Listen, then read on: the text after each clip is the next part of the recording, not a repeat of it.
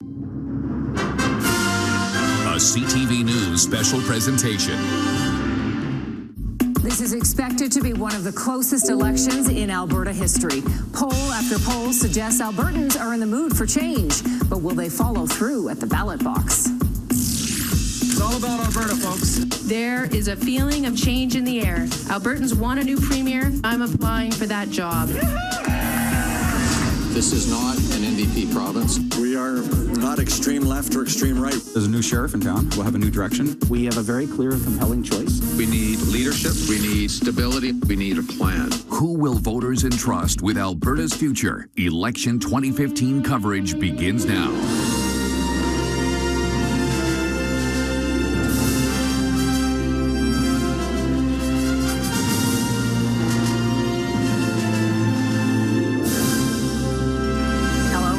For joining us. Welcome to CTV Calgary's live coverage of election 2015. The polls are now closed, and because all that counting is now electronic, we expect the first results very soon, and we will be here all evening with an eye not just on your riding, but on some of the biggest and most interesting battlegrounds in Alberta. This is expected to be one of the tightest elections in Alberta history. Will the PC dynasty fall tonight? Can all those public opinion polls be right? And will there be an orange wave of support across Tory blue Alberta? We will have live reports from around Calgary and across the province. We have a panel of experts to guide us through what may be an historic night in Alberta political history. And don't forget, you can also watch us on the web. We are live streaming our coverage on calgary.ctvnews.ca. Now, here is a live look at a polling station in the Strathcona Community Centre. The polls just closed about 55 seconds ago. Staff will now be emptying those ballot boxes and tallying up the votes. Turnout today has been described as steady. There was record-breaking turnout during advance polls, a 31% increase over 2012. In that election, overall voter turnout was 54%. Now, here is a look at what the winning party needs to form a majority. There are 87 seats in Alberta, so 44 is the magic number. By the way, in case you've forgotten, 44 is also the number of years we have had a Tory government. That party has had 13 consecutive majorities. And here are the standings at dissolution of the 87 seats. 70 belong to the PCs. The Wild Rose was reduced to 5. The Liberals also had 5 seats. The NDP had 4. There was 1 independent, and 2 seats were left vacant after Doug Griffiths and Doug Horner resigned in January. So let's set the table for you. We are delighted to have some top-notch experts with us this evening to help make sense of it all. CTV's own Don Martin is here, the host of News Channel's Power Play and former Alberta political reporter. You've come to us from Ottawa. Don, the polls and the projections show something that this province has never seen before, and that is an NDP government. Do you think it's possible? This isn't supposed to happen in Alberta. Any other province, it could possibly happen, not here in Alberta. But you know, Tara, I really think with so many polls pointing in the same direction, you have to think that public opinion's locked in that way. The question now, is the vote coming out? Laurie Williams is Associate Professor in Policy Studies at Mount Royal University. And Laurie, the other distinct possibility tonight is a minority government, which is something else that this province has never had. Exactly. Well, I think it's going to be very interesting to see what happens there, because if it's a Tory minority government, the question is who are they going to work with? Who are the people that they're going to have to make compromises with? And given the history between those parties, I think it's going to be a difficult thing to manage. If the NDP are the minority government, just looking through the list, I think they're probably, because of the inexperience, because of the candidates that they're putting forward, they might actually need to bring in cabinet ministers from others, probably the Progressive Conservatives, because they're the ones who have the experience. And again, very interesting to see how they're going to manage that. Their policies are very different, and what are the compromises going to be and how they're going to manage? Yeah, will they agree to work together, and can they work together? Pollster Mark Henry from Think HQ is here. Mark was also Chief of Staff to former Mayor Dave Bronconnier. And Mark, this election, it should have been a cakewalk for the PCs based on Jim Prentice's original popularity when he became leader. So what happened? Well, it actually started back in the fall. Jim Prentice had a nice honeymoon going. His popularity was increasing. People liked him. They didn't fully trust him because of the party. But then the floor crossing. That's when his honeymoon stalled. And then in January, the look in the mirror comments, the budget that nobody seemed to like, and his approval numbers just fell like a stone. Interesting. And that was all before the campaign even started. Before he dropped the writ on a campaign that nobody else was prepared for, and voters are indicating they didn't want. Exactly. Yeah. Okay. Well, Melanie Thomas is assistant professor at the University of Calgary's Department of Political Science. And Melanie, there's been a real backlash to what people are calling the PC experience. They have 44 years of experience. But did that just sort of become a fancy word for baggage? Perhaps. What I think actually explains this is the notion of prairie populism. And what I think we're seeing here is that the PCs have become synonymous with elites, which in terms of populist rhetoric and ideas is actually super problematic. You can see this, the Wildrose and the NDP both benefiting from this, because prairie populism can break both to the left and to the right. And so if people know anybody who's saying, I'm either going to vote NDP or Wildrose, and you look at the economic policies and think, hey, wait a minute, how does this work? Populism is the answer to that. So it's more power to the people. This is Ralph Klein's, Martha's, and Henry's, and so whichever party can translate that into that now is probably the one that will do best. Interesting. Okay, well, we will have much more discussion throughout the night, of course. We have a team of reporters also around the city and across the province. Chris Epp and Jocelyn Laidlaw are at PC headquarters in Calgary. Our Ina Sidhu is at Wildrose headquarters in Chestermere for us tonight. Kathy Lee is with the Liberals in downtown Calgary. Scott McLean is at NDP headquarters in Calgary for us this election night. Our Brad McLeod is following the Alberta party. He's in Calgary Elbow, where Greg Clark is hoping to upset the education minister. And heading up the highway, Riley Carlson is at the NDP headquarters in Edmonton, where leader Rachel Notley is rallying the troops, and they are hoping are pushing her to the Premier's office. We'll have live reports tonight from Brenna Rose at Wildrose headquarters in Fort McMurray, and Jackie Scantlebury is tracking the stories from southern Alberta. So let's go live now to the Progressive Conservative headquarters in Calgary. Chris Epp and Jocelyn Laidlaw are at the Metropolitan Centre downtown tonight. And guys, the Tories hope to hold on to power, so probably a lot of people on edge there tonight. Yeah, but Tara, what's so interesting is there's hardly any people here. And the Tories have made this building their HQ for the last several elections. And usually by the time polls close, it's buzzing. There's a bit of a party. There's music playing. There's people all over the place. There are maybe a dozen Tory supporters in eyeshot right now. So I'm not sure what you want to make of that. But I ran into one of the Tory organizers about 2 hours ago, grabbing a cup of coffee. And I said to him, what are they thinking? He said, we're feeling pretty good about it right now. He said this wasn't a campaign of fear, because that's what a lot of other people have been saying. That being said, I talked to two people today, one an elderly woman, one a younger woman, both saying we're scared of what could happen if we don't vote Tory. So whether or not that was the intent of the party was to get that campaign of fear out there, that seems to be the message some voters got. Yeah, that's a concern to Jim Prentice tonight. We understand that he started the day at home. He's actually dog sitting for one of his three daughters, but he plans to move downtown if he hasn't already to watch the results come in tonight. And then he is expected here at the Metropolitan Centre to deliver one of three speeches, either a victory speech, a concession speech, or perhaps a minority government speech. And of course, it'll be interesting to watch it all unfold. With you two many times throughout the evening. Jocelyn and Ian, thank you. Now, there are some ridings in particular to watch tonight. Liberal leader David Swan faces former PC MLA Mark Halati in Calgary Mountain View. That is one. Will Swan's personal popularity allow him to keep that seat? It'll be an interesting race in Calgary Elbow, where Alberta Party leader Greg Clark is trying to defeat Education Minister Gordon Dirks. It was a close race between those two in last fall's by-election.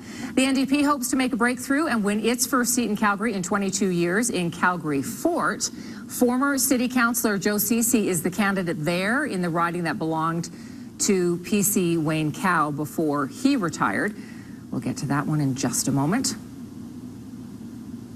So Calgary Fort, PC is hoping to keep that, as we said, but of course this is a riding that the NDP has its eye on, and they think they can really take that riding with Joe Ceci, former city councillor.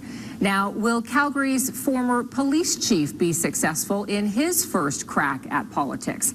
Rick Hansen is, of course, running in Calgary Cross. That's where longtime MLA Yvonne Fritz is retiring, and he is hoping to take that seat from the Conservatives if he can. Now, there has been some scandal throughout this campaign. Jonathan Dennis had to resign as Justice Minister last month after he was embroiled in a court case involving his estranged wife. You've probably seen that playing out in the courts all week. So will he be able to keep his seat in Calgary Acadia? Will that have any impact on the voting today? The race in Highwood will also be very interesting. We skipped ahead there to Lethbridge.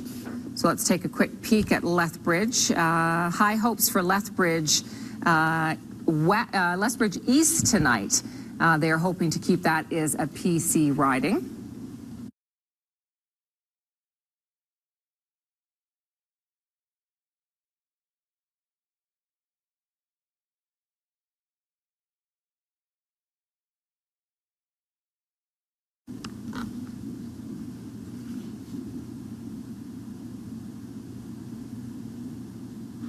and Bruce McAllister, of course, in Chestermere, Rocky View. That has been the scene of a PC nomination controversy. Former Wildroser and then floor crosser Bruce McAllister is now running for the Tories, so he wants to keep that a PC seat. Jamie Lahl, however, who was rejected as a PC candidate, is running this time round as an independent. And the NDP does have high hopes for Lethbridge West. So the PC incumbent is Greg Weddick, but the NDP candidate Shannon Phillips is very popular in that riding. This is also a riding the NDP thinks is one to steal. So these are just some of the ridings we'll be keeping a very close eye on for you throughout the evening. So let's check in on the NDP headquarters at the Westin Hotel in Edmonton. Riley Carlson is there. Riley, the NDP has done well in the polls throughout this campaign, and they're obviously hoping to do really well in the Edmonton ridings tonight. Do you think it could even be a sweep in that city? Well, Tara, as you mentioned, the NDP have polled very well. They've polled exceptionally well in Edmonton. There are lots of people who say they won't be surprised if the NDP completely sweeps this city. So that would give them a good start if they are, in fact, on their way to taking the official opposition, taking a minority government, or even making their way towards an NDP majority here in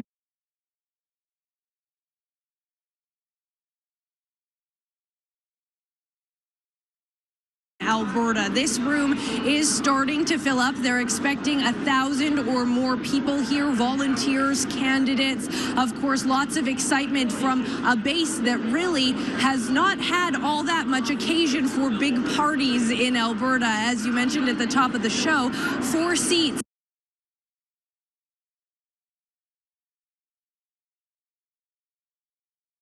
were held by the NDP when the writ was dropped for this election. The most they've ever had is 16, and if they do in fact sweep Edmonton, they'll get more seats than that right there. So there is, what I'm told, a cautious optimism, because it is almost getting cliche to say that we can't trust polls in Alberta, but there's a lot of people here waiting and anticipating that there will be a celebration at the NDP headquarters tonight, Tara.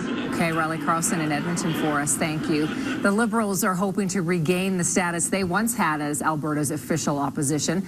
Our Kathy Lee is at the Liberal headquarters downtown. And Kathy, the Liberals admit this early election call really caught them unprepared. They didn't even field a full slate of candidates. So how are they feeling that they will do tonight? Well, Tara, right now, as you said, I'm at Liberal headquarters. It is very busy, as you can see behind me. The room is starting to get packed. The energy is high, and, you know, people are maintaining positive, despite what some early polls have predicted about this party. One poll in particular has even predicted that after tonight, the Liberals will come away with 5 to 10% of the vote, which would make this the worst performance this party has seen since 1982. Some facts for you. Dr. David Swan is expected to be here after 8:30. He's not expected to talk to reporters until after he makes a speech. Whether that's a concession speech or a victory speech is still early to tell, but one of our reporters caught up with him earlier today at a polling station. He was carrying his grandchild. He was with his family. He seemed calm, cool, and collected. As you mentioned, though, Tara, yes, Dr. David Swan has alluded to the fact that maybe his party wasn't quite ready when Premier Jim Prentice announced an early election 28 days ago. He says that it has been a challenge to find funding, candidates, and voters for this campaign, but he says they've done the best they could with what they had, and he believes, especially in this last week, they've campaigned really hard and well. Now, if it were up to him, he believes that he would like to see a minority government, which, Tara, you mentioned, this province has not seen yet. In particular, he wrote an open letter to Rachel Notley saying that if her government, her party rather, forms a minority government, he'd be open to forming a coalition and working alongside with her. Critics have said the best bet for a Liberal win tonight will be at David Swan's riding. He's the incumbent for Calgary, Mountain View, and Lori Blakeman. She's also the incumbent for Edmonton Centre. I'll be here all night keeping an eye on the polls and the results, as well as you, Tara. We'll check back with you in a little bit. Okay, Kathy Lee reporting for us live tonight. And we just want to make note that the first results are starting to come in. This is how fast it happens now at 8:14, because everything is counted electronically. 14 minutes after the polls close, we're already starting to see some results. Of course, this is really minor in these ridings. As you can see, one poll out of 59 and Fort McMurray, Wood Buffalo there, Mike Allen, the incumbent, in the lead there. In West Yellowhead, Robin Campbell, finance minister, in the lead there. 2 polls reporting out of 65, but these start to happen very quickly. Lori, I want to bring you in here. Kathy at Liberal headquarters, very interesting. I thought that it was so much busier, so much more energy there. Some of the polls are suggesting the Liberals could get wiped off the map this time round, and yet it was a much more optimistic room than Conservative Party headquarters tonight. Yeah, and I think it's a tribute to the people that are involved in that party, and I think it's, I mean, we've seen that commitment, that dogged insistence on running candidates, even in ridings where it didn't look like they had a chance. There are a lot of really diehard, loyal Liberal supporters. They really want to see that party have an influence on Alberta into the future, and depending on how they do tonight, we'll see where they go from here. You know, Mark, we talked often about advanced polling numbers. This year they've been higher than normal, and today certainly voting seemed very steady.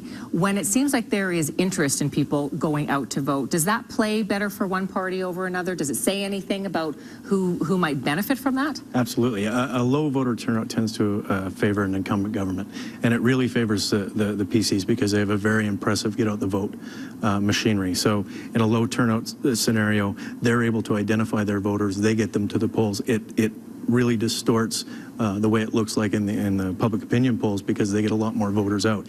In a high voter turnout scenario, that tends to get washed away. So the demographics, the look of the voters tends to look more like the general population than just those who have been ID'd by one party or another. You talk about the PCs being so good at getting out the vote. Melanie, can the NDP get out the vote? Do they have that kind of organization behind them that they can do that? Historically, the NDP typically gets what they poll. And so the reason why I don't think that they're known for their get-out-the-vote campaigns historically is simply because they haven't been a very large party in Alberta politics, at least not since the late 80s.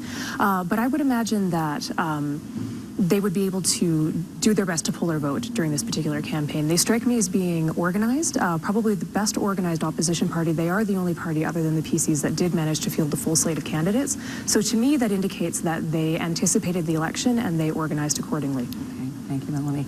Well, we're going to check in with the Wild Rose Party in Chestermere tonight. Our Ina Sidhu joins us. And Ina, do the Wild Rosers feel like they can recover from that mass floor crossing and still rise to power under Brian Jean? Well, Tara, that's definitely the hope here tonight. The Wild Rose is hoping to win back support. Now, Bruce McAllister won this riding as a Wild Rose candidate in the last election. He crossed the floor over to the PCs. Now, he was able to secure that nomination. Now, controversy has surrounded this riding in Chestermere Rocky View. Jamie Lahl was also hoping to secure that nomination. He was disqualified from the race, and he says that he was told he wasn't given a reason as to why. Jim Prentice has said that Lahl knows the reason why, and it's up to him to disclose that. So this will be an interesting race. I've spoken to Wild Rose officials, and they say that there is a nervous tension, but they do believe that they will be able to win back this support. Now, rural areas south of Calgary have typically been Wild Rose. We're also keeping an eye on Strathmore tonight, as well as Highwood.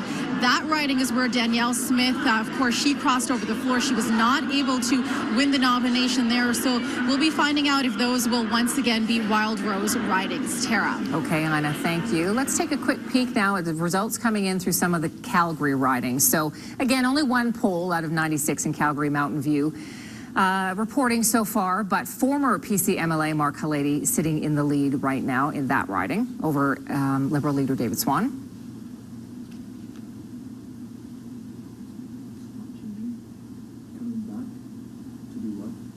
You know, okay, let's take a quick peek at Calgary Foothills, of course. This is Jim Prentice's riding. He is the incumbent there.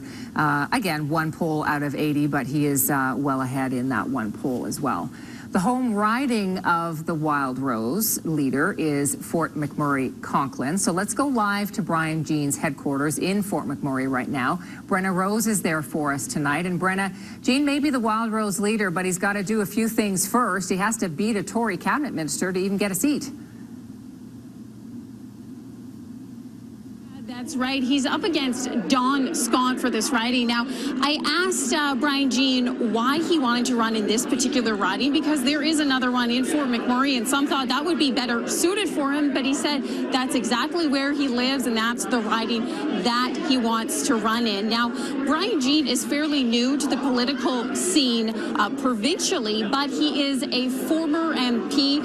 He held that position for about 10 years. Obviously, a really big night for Jean. I had an opportunity to talk to him earlier today. He told me that he is a little nervous. He's a little tired. Of course, he was campaigning for the Wild Rose leadership before this election was even called. So it's been a tough few months for Brian Jean campaigning, and as well, his son did pass away for cancer.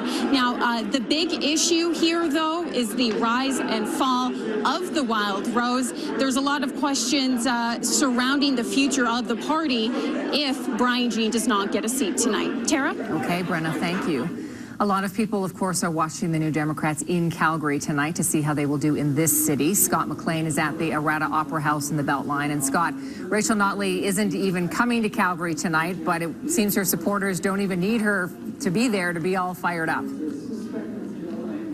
No, they've got another celebrity candidate here in the form of Joe Ceci, of course, a well-known city councillor. Now, Tara, we all know that the NDP has been polling well right across the province, but we also know that that support is very skewed toward Edmonton. I don't think a lot of people would be very surprised if the party did quite well in that city, or maybe even swept that city. But in order to form government, especially forming a majority, they're going to need to make a major breakthrough in Calgary. And it's an uphill battle. Remember 2012, where the vast majority of candidates were ended up with just the single digits percentage-wise in terms of share of the votes, and most of them ended up finishing a distant fourth. It's also been a while since we've had an NDP MLA in Calgary. The last time was 1993, when a pair of NDP MLAs were elected to this area back in 1986. Now, this time, as I mentioned, they have a celebrity candidate in Joe Ceci. He's a well-known city councillor from the eastern part of the city. He's got the benefit of name recognition, but a lot of these other candidates really don't. I actually caught up with Ceci yesterday. He said that the other candidates, though, have two advantages on their side. One is a very popular leader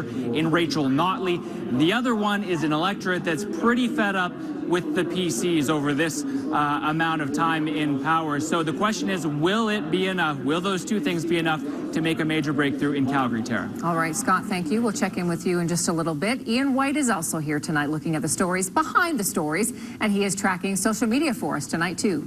Thanks very much, Tara. Now, so much of how we express ourselves these days is through social media, and we will be keeping tabs on that. But first, let's take a look at the map of Alberta going into this election, a sea of Tory blue. The Tories had 70 ridings going into the campaign, and as you see with those numbers going across your screen, those numbers are changing right now. This is the electoral map at the moment. A couple of NDP ridings north of Edmonton and a few ridings leading toward the PCs at the moment. With me is Steve Lateronte from Twitter Canada. Now, how has this all played out over social media throughout the campaign? I think when you look at that, you see sort of three distinct moments where here you have the budget comes out and people are trying to understand what's happening. They're looking at it. They feel a little weird and confused by the whole thing. They talk about that a bunch, but then the debate comes, and in between they start talking about things like education. That's right there. Yeah, and healthcare. And then you get to the debate where they're talking about exact issues, and then we start to have those conversations. Then we get to tonight where it's spiking up again, of course, as people are talking about going to vote and who they're going to vote for and all these sorts of things. What's really interesting is that the leaders themselves have seen an incredible growth in the number of people following them on Twitter. Yeah, I find this one really interesting, where you see Rachel Notley and Brian Jean at about 42% follower growth from the beginning of the campaign until today, and then you see David Swan and Jim Prentice. You know, you would expect Jim Prentice to have a few more followers, given that he was the incumbent and he's sitting, but he's just not making those same gains socially that the other two leaders are. And it's interesting because they all ran pretty decent Twitter campaigns. And also Brian Jean started from scratch because he is a brand new Wild Rose leader, so you would expect some growth. Exactly. Yeah. Now, what's interesting is we're not just talking about this election here in Alberta and across Canada, but all over the world. Yeah, as you see here, there's obviously a big concentration of stuff up around Alberta, and then in Ontario you see it again, and some on the East Coast. But you may see some, expats, people on vacation, people that are just generally interested in Alberta, and then maybe just some few anomalies in you know, in around here, who knows what's happening. But you can see there's all over the world, people were actually talking about the AB Vote hashtag. Okay, and we'll check in with you later throughout the evening. Thanks very much. Tara? Thank you, Ian. Let's check in on a few results now. David Swan, who is the interim Liberal leader, he stepped in after Raj Sherman stepped down, is trailing in Calgary Mountain View right now. Only 3 polls out of 96. But Mark Halati, the former PC MLA for that riding, is currently sitting in the lead. Let's also check in on Strathmore Brooks. Derek Fildebrandt from the Wild Rose Party is currently leading in that riding. Now, this was a riding where Jason Hale crossed and then quit, did not run again. So Molly Douglas was the PC candidate. This is technically now a PC riding, but Derek Fildebrandt, who is, of course, the former head of the Alberta chapter of the Canadian Taxpayers Federation, currently sitting in the lead at Strathmore Brooks. Brad McLeod is at the Alberta Party leader Greg Clark's headquarters in Marda Loop for us tonight. And Brad Clark is hoping to unseat Education Minister Gordon Dirks. How are his supporters feeling right now? Well, they're very optimistic. The room here at the Marda Loop Community Association is filling up, and their leader, Greg Clark, has only gotten more popular every election he's been in. There was 2 previous and now this one, and the volunteers are really hoping for the best. I'm actually here with one, Cassandra Raugust, right? That's correct. And talk about, you've really been door knocking quite a bit. Tell me about that. I just really want to be with Greg. I love listening to him at the doors. He has the ability to engage people. He's never left without a sign on his lawn, pretty much. I'm here because he really believes in education, and as a single mom with 3 kids in grade 12, 9, and 6, I see how the system is faltering, and I'm here to make a difference, and I don't even live in the riding. So what's different about this one? Are you pretty optimistic? Is this going to be different than the last 2? He did not win. Oh my gosh, it's 100% different. In the by-election, people weren't as receptive at the doors, and since then, I haven't had it. I think I had 5 doors in 10,000 houses shut the door and say get off their property. Everybody wanted to talk to him. They wanted to hear what he had to say, and that's it. Be different? It is different. He won. I know. Thank you very much. Thank you very much, Cassandra. So the Alberta Party is running 35 candidates in Alberta, so far from a full slate. 9 of those candidates are here in Calgary. Just a little bit of a history here. Clark received just 2.7% of the vote in the 2012 election. That's when Alison Redford won. But in the 2014 by-election, that went up to nearly 27%. But that was only good enough for second place to PC Gordon Dirks. So they're hoping that his popularity continues to rise, and that could defeat Gordon Dirks, the education minister, and also fend off any orange crush that may seep into Calgary Alba. Tara. Okay, Brad, thank you. Let's take a look at the current standings right now. Of the 45 out of 87 ridings that are reporting, currently the NDP is sitting in first place with 19 seats. The PCs with 17 and the Wild Rose with 9. So that would be a gain of 18 seats for the NDP and a loss at this point of 21 for the PCs and a gain of 4 for the Wild Rose. At this point, the Liberals are not on the board. Jackie Scantlebury is following a lot of our southern Alberta ridings. We want to take a look at those ridings because, Jackie, you've got your eye on 8 ridings for us tonight. Oh, before we do that, Jackie, I just want to say Rachel Notley, we are saying has been elected in Edmonton, Strathcona. Not a big surprise there, guys. Certainly she is very popular in her own riding there. And even with only 4 out of the 98, we are prepared to call Rachel Notley as the winner in her own riding. Now let's bring in Jackie. Okay, we'll go to Jackie in just a moment there. Let's bring our panel back in here now. Not a huge surprise that Rachel Notley would win her own seat. Not at all. I mean, Strathcona is a pretty strong NDP riding. She's obviously extraordinarily popular and has been even before she became the leader, so no surprise there. The big surprise would be if she lost. Yes, exactly. That would have been the story. We'd all be sitting here going, the story of the night. Now you win the government.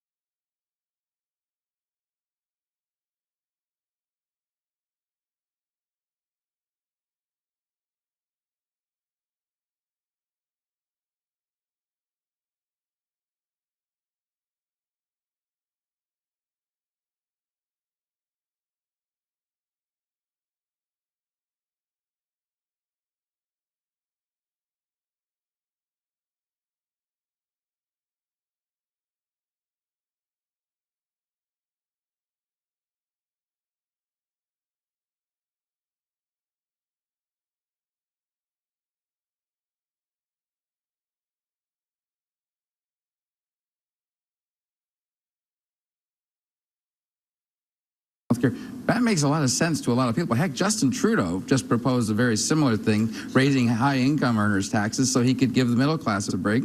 She's doing similar things, just using it slightly differently. Well, a lot of the things she's proposing, sorry to interrupt, are things that Peter Law he did. Yeah, exactly. Well, precisely, and she's making that connection quite often. I think it's very interesting, though, to note that one of the most unpopular decisions by Jim Prentice was to put this tax burden on all Albertans, except working families, cut those, but even they were going to be paying user fees and so forth, and nothing for corporations. So everyone was supposed to take a little bit of a hit, but not the corporations, and that just was running completely flat. I think had he responded with even a 0.5% increase, he could have blunted a lot of this criticism. Okay, let's look a little further afield. Jackie Scannelber is following some southern ridings for us, and I know, Jackie, you've got your eye on 8 ridings for us tonight. In 2012, they were 6 Wild Rose and 2 PC, but then after the floor crossings, it's now 6 PC and 2 Wild Rose. So what are the chances it'll stay that way tonight? Well, there's actually a pretty good chance. There is a very strong Wild Rose following, but PCs have really dominated the region as of late. It's hard to actually picture just how much Southern Alberta politics have changed even in the last election. But we're going to take a look at this. Here is what Southern Alberta looked like after the 2012 election. All that purple, those are Wild Rose ridings. They dominated the region, except for that tiny speck of blue near the bottom. Those are the 2 Lethbridge ridings the PCs held on to. Compared to this, here's what Southern Alberta looked like right before the legislature was dissolved for this election. After 4 Wild Rose Party floor crossings last fall, the map changed dramatically. All of a sudden, there's a lot more Tory blue. We're going to take a quick look at some of the results that we're seeing come in right now. First off, here is a look at what's happening in Lethbridge West.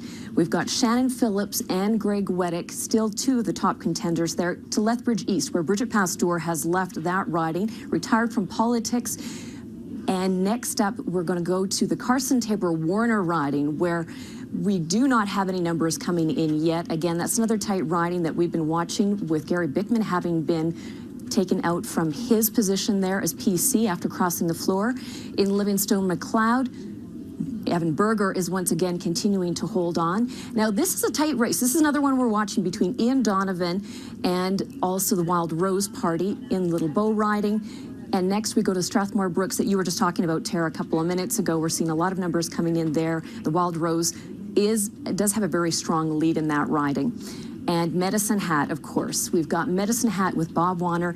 He's holding on to a good, solid lead at this point from what we're seeing. Cypress Medicine Hat, maybe not a huge surprise there. Drew Barnes, he is the incumbent. He's one of the few people in Southern Alberta who didn't cross the floor with the Wild Rose Party late last year. So we're going to keep an eye on this, and we'll keep you updated. Okay, Jackie, thank you. Now, we are about to make our first call of the evening very soon here, and, you know, it's already interesting to see those numbers, especially in some of the Southern Alberta ridings that traditionally have been only Wild Rose, only PC, now suddenly going NDP. Yeah, Lethbridge and Medicine Hat, I mean, I grew up in Southern Alberta. I can't even remember ever seeing an NDP sign when I lived there. I mean, it's amazing. Usually by now it's 8:30. We're calling a Tory majority, though. Exactly. This whole thing in perspective. Yeah. You know, so, but yeah, Southern Alberta, NDP, you know, when pigs fly. Well, it'll be interesting to see. It'll be interesting to see some of the other small urban ridings as well, because the NDP were making some inroads there. So places like the 2 ridings in Red Deer, Grand Prairie, and places like that. So this could be a trend. A big swing today. All right. Well, we do have some breaking news to report tonight. CTV is ready to call an NDP majority government. Wow.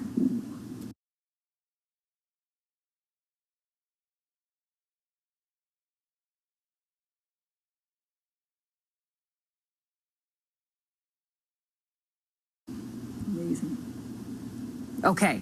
We're not going to call the majority yet. We're going to pull back on that. We're calling an NDP government. We're not sure yet whether it is a majority or a minority, but it does look as though the NDPs at this point have certainly gained enough seats that they are going to be forming the next government in Alberta, which, as you say, is a little bit incredible. And I'm sure, you know, even Rachel Notley, looking at all the polls for the last 4 weeks, is going to find herself a bit speechless tonight. I mean, I was 3 years old when Peter Lougheed became premier. I have not known a different government than this. It's amazing tonight to see a new government coming in. We're living history. What do you see when you watch this, Lori? Well, what I see is actually the beginning of something brand new and a lot of questions of what this is going to look like. Who is going to be in cabinet? What direction are they going to move? And if it's a minority, how are they going to work with the other parties? The person that's reaching for Advil right now is the guy that has to draft Stephen Harper's congratulatory statement to Premier Rachel Notley. How is he going to do that with a straight face? He's not. But I mean, you know, speaking of the federal situation, what's Thomas Mulcair thinking tonight? Is he looking at this and going, wow, well, if Alberta doesn't think that the NDP is scary, maybe this bodes really well for the rest of the country, for him? I think this speaks to the importance of running the long game in politics. So if you look at Lethbridge especially, this speaks, I think, to the NDP strategy where it was targeted last time around. And I don't think that Phillips stopped campaigning once. The NDP had their convention down in Lethbridge. They targeted, they picked places, and they organized their way through. Politics is just a lot of hard work, not a lot of magic. Just incredible. So here's a look at the potential seat change as it stands right now. Wow, a loss of 48 seats for the PC, a gain of 43 for the NDP. The Wild Roses picked up 5, and at this point, it looks like the Liberals have lost all 5 of the seats that they had. Wow. I'm speechless. At this point, wiped off the board. Let's bring in Riley Carlson. She is covering the Wild Rose, the NDP for us tonight in Edmonton. Riley, what's happening in that room? Well, Tara, as you can imagine, it's electric here. People are very excited with that call, whether it's a majority or a minority. The very fact that it's an NDP government makes this a historic night. Brian Stokes is with me now. He's the NDP's deputy campaign director. And Brian, 2 months ago, running a campaign that would put the NDP in power seems like mission impossible in Alberta. How did you break through that PC machine that's been running for 4 decades? Not impossible. You know, Alberta is a young, vibrant province. You can see it in some of the municipal politics recently. We saw our base growing. Certainly this is, you know, the best we could have hoped for, but we knew that it was possible. We had a fantastic leader in Rachel Notley, a great team of candidates. You know, we've been growing and building for quite a while. So, what was the thing that broke through with voters, do you think? Broke through, sorry? That broke through with voters. I think we had a message that resonated with the voters. You know, Rachel from day one was talking about the fact that she wanted to be premier. She was talking about the fact that that Albertans were not happy with this budget and with Jim Prentice and his backroom deals with the Wild Rose, and they weren't going to stand for it. And she offered a very clear alternative, and I think that resonated with people.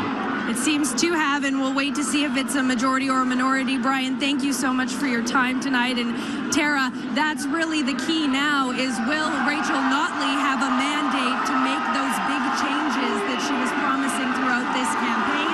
You can hear it's absolutely electric in here. People are seeing something that they really even didn't expect to see when they started out on this campaign. It is going to be a very exciting night for voters and candidates here, Tara. Thank you, Riley. You can hear them chanting NDP in the background there. It is an exciting night for them. Let's bring Ian back in now as we take a look at really how in 39 minutes the province has changed. Yeah, the colors on this map are changing rapidly, Tara. Let's take a look at what's happening tonight. We see one of the biggest changes is the NDP has picked up a whole ton of electoral turf in northern Alberta, ridings they had never had before. Now let's zoom in on Edmonton right now, an NDP stronghold, apparently. And yeah, it's an NDP stronghold for sure. Only one riding not reporting yet, or with slow results coming in, but every other riding in Edmonton solidly NDP at this point. All right, let's fly over to Calgary right now. Again, a different change in the picture. Look at all that orange. Those are all NDP ridings throughout the city of Calgary. The Tories holding on to ridings in more suburban, wealthier areas on the west side of town. Jim Prentice still holding on to Calgary foothills. The Tories with a gain in Calgary Mountain View. But the city of Calgary has shown its orange stripes tonight, and I never thought I'd say that either. Now, let's take a look at the seat projection for the legislature. At this point, this is based on analysis by CTV analysts leading up to the election, and also the live results that are coming in as we speak. And we show that the NDP at most could get 52 ridings. That's enough for a very strong majority. At the very least, the NDP would be at 40 ridings. That's a minority government, but only 4 shy of a majority. We have the Wild Rose Party as the official opposition at this point. At the very most, they could top out at 26 ridings. At the very least, they could lose a few and go down to 15. The PCs, at the most, according to our analysis, they could get 25 ridings, or they could go down as low as 11 seats in the legislature. As for the Liberals, you see here, let's just have a look at it again. Wait for the latest numbers to come up. The Liberals could either be completely wiped out with 0 seats or as many as 3. The Alberta Party were projecting perhaps 1 seat, Greg Clark's in Calgary Elbow. Aside from that, 0 for the Alberta Party. But this is the big story right now. We're potentially looking at an NDP, possibly looking at an NDP majority, but at the very least, they will get 40 seats in the legislature, according to our CTV analysis. Tara? Okay, Ian, thank you. Well, let's go live to the Progressive Conservative headquarters in Calgary, where Chris Epp and Jocelyn Laidlaw are at the Metropolitan Centre downtown.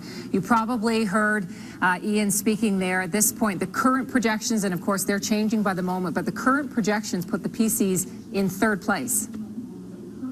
Tara, people here are stupefied. And when that announcement was made about the NDP victory 50 minutes ago or so, there was absolute silence here, and that hasn't changed. People are watching the monitors and just trying to get their heads around what's happening right now. I have to say, I'm not sure the worst case scenarios for a lot of people here included this. Yeah, I don't think so. I mean, they set out chairs tonight, which gives you some idea of where they thought the mood might go. Not to read too much into that, but these chairs are not only here for a very subdued evening, they're empty. Completely There's nobody empty here, and trying to find anybody really who can have any response to this at this point. People are dumbstruck. And I don't want to, put too much conjecture out here, but it feels like a wake. Like it is, people are staring, stunned. People never came in here. Every other election we've been here, it's been a party that maybe eventually fades. But in this case, people are just standing in disbelief. It's really something that people here haven't absorbed yet. Yeah, I didn't really imagine. I think back to 2012, Chris and I were both here, and in the days leading up to that election, the Wild Rose was polling very well, making a hard push towards bumping the PCs, as we all know. It didn't happen, but the mood in this room that night was still festive. It was a cocktail party. There were lots of PC supporters here. That mood is completely absent tonight. Look pretty good. All right, Jocelyn and Ian, thank you. We come back to our poll here where we're all abuzz. Everyone's a chatter. We can't stop talking. You were saying that you had, as a pollster, you're looking at what are the possibilities and the machinations, and you had a whole bunch of people as maybes that seem to have swung hard over to NDP. I had the NDP sitting with about 39 seats where either solid or leaning, they were leading probably, and then there were 23 seats where it was highly competitive. It looks like they've taken most of those. This is a tidal wave. I'm not sure, Tara, if Jim Prentice can actually hang on after this. I think tonight he might be pulling the plug and walking away. This is too firm a repudiation to say, oh, I can rebuild this team. This is a vote against him as much as anything. Right. Yeah, and what are Albertans saying to him? Well, they're saying they absolutely reject the budget, his vision for the future, and it's also about the history of the party as well. But the fact of the matter is that this party is in 3rd place.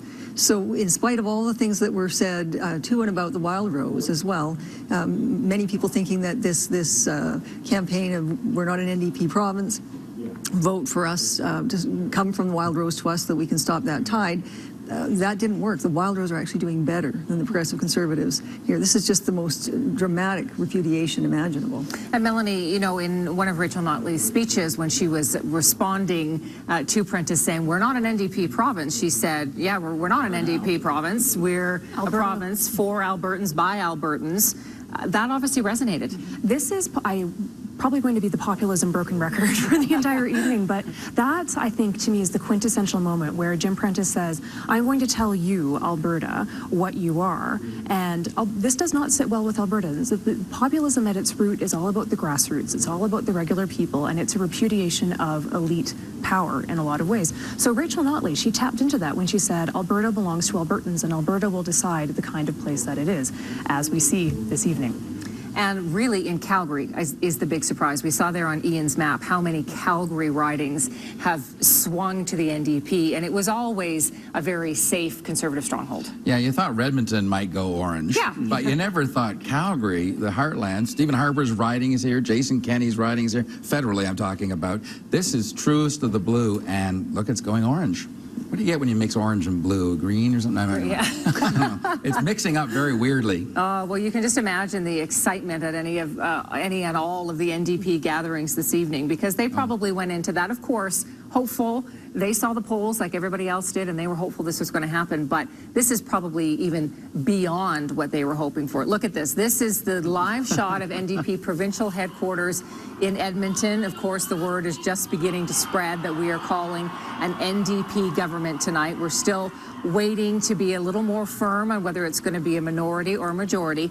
But if you look at the top banner along our screen there, right now that's leading or elected of the 87. So right now the NDP is leading or elected in 54 seats. So they are at the very high end of all projections, Mark. Absolutely. That's amazing. You don't have to pack your bags and run away, Mark. It's a good night for pollsters. You were bang on this time, bang on. Well, a lot of people, of course, are watching the New Democrats in Calgary tonight. Our Scott McLean is at the Errata Opera House in the Beltline. So, Scott, what is the mood there tonight? Well, maybe not very many people could have predicted this, Tara, but it is very loud here. It's a real party atmosphere. Every time that there's an NDP candidate, especially the ones in Calgary announced as leading, there's huge cheers. And I just want to bring in a guest that's pretty interesting. Bob Hawksworth is the last NDP MLA to be elected from Calgary. He last sat in office in 1993. And Bob, I have to ask you, did you ever expect to be seeing this tonight? I never thought I'd see this tonight. I have to confess, in my heart of hearts, I hoped I might, but I never really thought that it was going to be possible to see something like this in this election. Now, a lot of people might not know, but in 1986, when you were first elected to office, the person that you actually beat in Calgary Mountain View is none other than Jim Prentice. Yes. With the NDP change here, looking like it tonight, do you see any similarities? Oh gosh, there were some. I think in that election, Jim took on a sitting incumbent MLA, and in the nomination, the PC nomination, won it against an incumbent MLA, and that split their party. And as a result, I think we were able to get some of that residual support, and when there's only a margin of 300 votes, something like that turns out to be decisive. So I think there were a lot of things that were happening before the election itself were called, and in that sense, I think I'd say there were some similarities with what we're seeing tonight. And just very quickly, I mean, it's going to be a party tonight, but tomorrow you've got to start looking, you know, this government's going to have to start looking at actually governing. Are you worried about the experience level? Well, yes, obviously, when you have people who haven't been in public office as MLAs, it's the same problem Peter Lougheed had in 1971, so Rachel's going to have to go through that same process. All right, Bob, I really appreciate your time today. You're more than welcome. That's Bob Hawksworth. He is the last MLA from the Calgary area to be elected back in 1986, and he sat for 2 terms, so it is a pretty big party here tonight, Sarah. All right, Scott, thank you. We want to bring Ian White back in now because he's looking at the stories behind the stories and tracking social media for us. And I can just imagine the Twitter explosion tonight, Ian. Oh, absolutely. And we will get to that in just a moment, Tara. But first of all, I want to focus on a couple of ridings that were real challenges for the PCs. They were PC ridings going into the election, but both MLAs in those ridings were in legal trouble. Now, first of all, let's go up to Fort McMurray and we'll have a look at Mike Allen's riding. That's this one up here, Fort McMurray, Wood, Buffalo. We see that has gone to the NDP tonight. This riding right here, this is Brian Jean's new seat. likely in the legislature, leaning toward Brian Jean at the moment. But of course, Mike Allen had the issue in Minnesota with prostitution, and now the NDP has won that riding. Let's move down to Calgary now, and we'll have a look at Jonathan Dennis's riding. Calgary Acadia, smack dab in the middle of the city. It is going to the NDP so far tonight. Let's take a look at the results of those ridings, number by number. We see, in fact, Jonathan Dennis in Calgary Acadia is in third place at the moment. Brandy Payne with the NDP, she runs her own business and is a yoga instructor, is leading right now. She may go to the legislature. On to the next riding here, Fort McMurray, Wood Buffalo. This is Mike Allen's.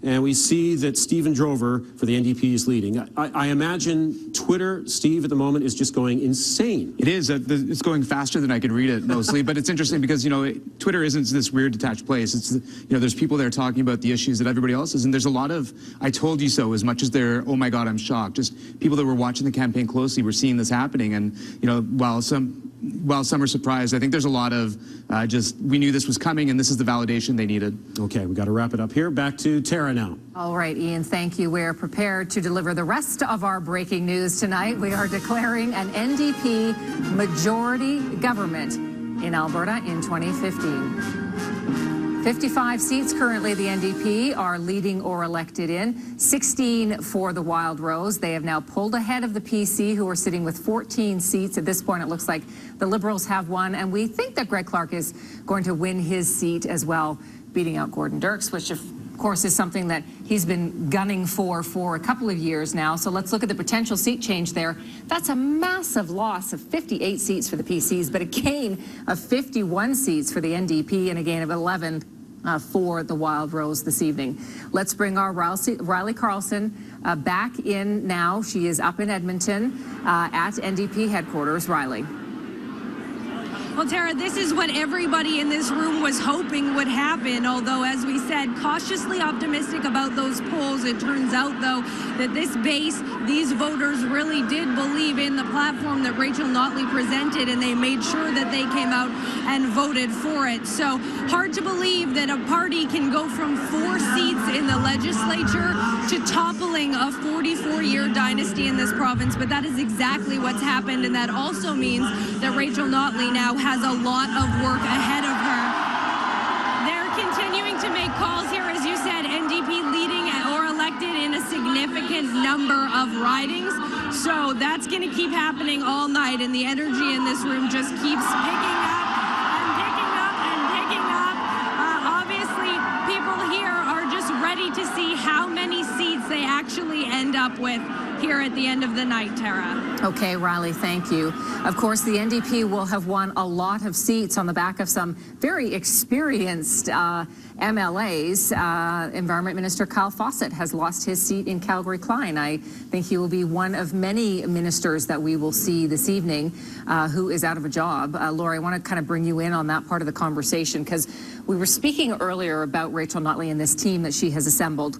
She certainly she had a lot of nurses and she had a lot of union people. She also had a lot of students. So she has a lot of candidates that were running that have no political experience whatsoever. Only 4 with experience in the legislature, very few with political experience. I mean, lots of questions about what can happen there.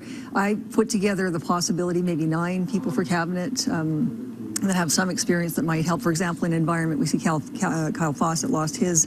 They've got a fellow who actually is working, Marlon Schmidt, works for Alberta Environment right now. He could be the Environment Minister, for example, but it's going to be tough to put this cabinet together without that experience, and a real challenge. I mean, this is kind of the challenge that we saw in 1990 with Bob Rae, where we had a lot of people coming in without experience and a real difficult time trying to figure out how to move forward. That said, I think there are a lot of Albertans that are going to be pulling with the NDP. They want Alberta to succeed. They want to move forward in a positive direction. And this isn't a radically left government. It is pro-business, it is pro-oil, and it just wants to consult with Albertans as to how to proceed with that. And Melanie, I mean, certainly we saw this on a federal level. The same thing, exact same thing really happened with Thomas Mulcair. He won all of these seats federally with a lot of really junior people. And the sky didn't fall. The sky didn't fall. The other federal experience I think that's really instructive is Stephen Harper's first government in 2006. There were certainly lots of people in that caucus that had experience in the House of Commons, but the only 2 with any kind of cabinet experience were Flaherty and Baird because of their experience in Ontario. I think coming back to populism again, it's the idea that as long as people are prepared to work for Alberta and as long as you maintain that kind of connection where people feel that as though the grassroots and the front lines have some kind of say in policy, that Albertans are willing to give people a chance. We'll see. We'll see how it goes. When we look at, Mark, some of these ridings, for instance, where big names have lost their seats, we'll use Calgary Acadia as an example. Would people already have made up their minds on that, do you think, going in, or were Jonathan Dennis's legal troubles in the last week and hearing about what came out in court, would that have impacted people and swayed them at the end? Oh, absolutely. We did some exit polling actually through our panel to see how people voted, and we asked them when did they decide. And we actually found that about 40% of people made up their mind after the debate, and 20% within the past couple of days. Right. So there was a lot of... It's a lot of people. A lot of people, and in particular something like that, which has got such a high profile, and everybody covered it, and yeah, that probably didn't help Jonathan at all, in addition to the tide that was coming in terms of the NDP. Okay, let's go back to the PC headquarters for a moment. Our Chris Epp and Jocelyn Laidlaw are standing by there this evening, where, of course, the mood is very subdued, as you can see. Right now, the PC sitting in third with just 14 seats. Chris and Jocelyn. Actually, it's Jocelyn here, Tara, and I have to tell you, the room is almost completely empty. There are some people on the periphery of the room. We have some folks who came down here tonight, probably not really sure what to expect, but I imagine Lorene Sherman, who I spoke to, who's been a longtime PC supporter, never expected this. In fact, I approached the party leadership earlier, some of the representatives of the party a few minutes ago, and said, we need to hear from people here tonight. These members of the public and PC supporters that are in the room are speechless as well. Just to give you a sense of what usually happens at this point is gradually the MLAs, generally the victorious ones, will start trailing into the headquarters and the party starts to get bigger and bigger. There's no familiar faces here. There are no MLAs in the building, and I have to wonder how many people are writing speeches right now. I'm not sure. I'm not sure how many people are rewriting them right now and talking about their next move, because it's the same supporters that were here at 7 o'clock that are here right now. And I don't know at this point when we'll hear from Jim Prentice either. Normally the victor on election night is the last person we hear from. Clearly that will not be Jim Prentice tonight, so it could be sooner than that. Yeah, I mean, there's no other word to describe what we're seeing here tonight other than total shock. And that's not changing right now. No. All right, Chris and Jocelyn, thank you very much. We called it earlier an NDP majority government, but we are prepared to make our next call of the evening. CTV is calling a Wild Rose official opposition at this point. They are sitting with 20 seats, the NDP with 53, a solid majority for them. The PCs have been reduced to this point. They are leading or elected in only 13 seats. It looks as though David Swan has held his own seat. That gets rid of a lot. I mean, the only Liberals that were left were longtime popular Liberals, and they've lost their seats too, I think in every case, to the NDP. Yes, and not surprising. I mean, in Edmonton, where we always used to see those three-way races, it was the Liberals, the NDP, and the PCs that would be. So there was a split on the left, and I guess this is going to be something that they look at again for the Liberal and Alberta parties to see if they can rebuild from there. And when you see those seat changes, the drastic seat changes of losses and gains, is when it really hits home, doesn't it? Of a party gaining 25 seats or losing 35 seats. I mean, it's incredible. It's absolutely massive. This is, we haven't seen it in 44 years. It's loss amazing. of 60 seats, look at that, for the PCs, and a gain of 51. I mean, these kind of numbers are huge. This is in keeping with Alberta's long political history, though. Exactly. When we change governments, it's an earthquake. And so I think we expected that we were going to see it in 2012 with Danielle Smith and the Wild Rose coming. I don't think then that anybody would have bet that it would look this way in 2015, but it's in keeping with the history where when we change government, it's a massive earthquake change. We change hard. And when you think about it, when you think that there's only been 4 parties that have ever governed Alberta in a century, it's kind of bizarre to think about that, and when we throw them out, we really throw them out. I mean, we do. Wow, that is just incredible. Was it really, I mean, was it just the calling of the election? I mean, you talked a little bit about people were angry already and a bit disenchanted with the PCs. But was that just the worst decision Prentice could have made, period? Was calling the election now when he said, here's a very tough budget for you to swallow. We have no money, but by the way, we're going to spend $28 million on this election. It was really a collection of things. I mean, Prentice was doing well, but the party was still doing poorly in the fall. And really what happened with the floor crossings and some of his comments in the budget, people lost faith in him. They no longer trusted that he was different. I mean, he ran against his own party for leadership. And he came in basically, selling the planes, keeping the Missioner Center open, and all the things that people were mad about, he did and solved. And that was building trust with people. They didn't trust him completely, but they were building trust. And a lot of the things that they did at the end of last year and the beginning of this year really broke that trust. And once it's gone, it's really hard to get back. Right. Let's take a run through some of the close races now around the province. Calgary, Lougheed, Dave Rodney, PC's holding that. He is the current incumbent MLA there. He's not ahead by much, only about 30 votes. In Calgary Elbow, Gordon Dirks has edged ahead of Greg Clark. We were still at last count on our predictions thinking that he would take that seat. Wayne Drysdale in Grand Prairie Wapiti, he is the incumbent there. Again, these are differences of 20 votes when you see. Now, of course, it's only about a third of the polls that are reporting at this point. Grand Prairie Smoky, Everett McDonald, the incumbent PC there, is sitting in third spot, but again, about 45 votes separating the Wild Rose from the NDP, so they are duking it out there in Grand Prairie Smoky. When we look at Jim Prentice and what will happen later this evening, there's an update on the numbers there. He may well win his own seat, Lori, but if he wins his own seat and the party's been decimated, does he stay as so he steps down as premier, and will we hear him do that tonight, do you think? Possibly. It's hard to know exactly what he's going to do. He might want to say that he wants to think about what he's going to do. He said this election was going to be a mandate on his budget, on his leadership, and that mandate was soundly rejected. And I was actually thinking about some of the things that make a difference in campaign. We alluded to it earlier. Often we say debates don't make that much difference. Boy, did it make a debate, a difference in this campaign. Just enormous. I mean, Rachel Notley conveyed herself as this clever, upbeat. She never went negative. She never went to the level that some of her critics were going. She stayed positive and focused. She was intelligent, quick on her feet, respectful, and likable. And I think that combination of things just made a huge difference. I'm not at all surprised that the polls saw her increasing after that debate. And there were a few times where she didn't take the bait. Even there were things that she could have jumped on that she didn't. And I think the general feeling was that she made no missteps throughout this campaign. There was nothing that anyone else could criticize. Well, there was one thing. She made a mistake on her budget numbers, but immediately said, "Oh, I was wrong. I'm sorry. I've corrected it." A lesson for politicians in general. I mean, it's one of the ones that Ralph Klein used so effectively. And I think Jim Prentice, because he wasn't willing to listen to Albertans who were complaining and objecting to things like no corporate tax, I think that combination of things was his undoing. And honestly, the government did this online budget consultation, and if you make the assumption that the Albertans that filled that out were indicative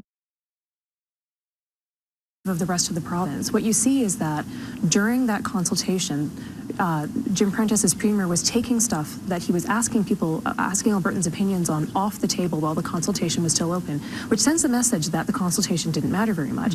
The NDP ran on the budget derived from that consultation. Everything that's in their platform is what Albertans said that they wanted in that exercise. And so if you take the assumption that that's indicative of public opinion, then the NDP ran a budget on public opinion and were rewarded for it. Okay. Let's go back up to Fort McMurray, where Brenna Rose is standing by. And Brenna, at this point, the Wild Rose sitting in second place with 20 seats. It's not the win, certainly, that Brian Jean wanted, but he has certainly beaten the PCs tonight. That's right, Tara. And when they announced that the Wild Rose was predicted to be the official opposition, this place absolutely erupted erupted. People screaming, yelling, hollering, just really, really excited. A lot of people that I've spoken with here tonight thought that the Wild Rose Party would possibly be written off when Danielle Smith crossed the floor and went to the other side. And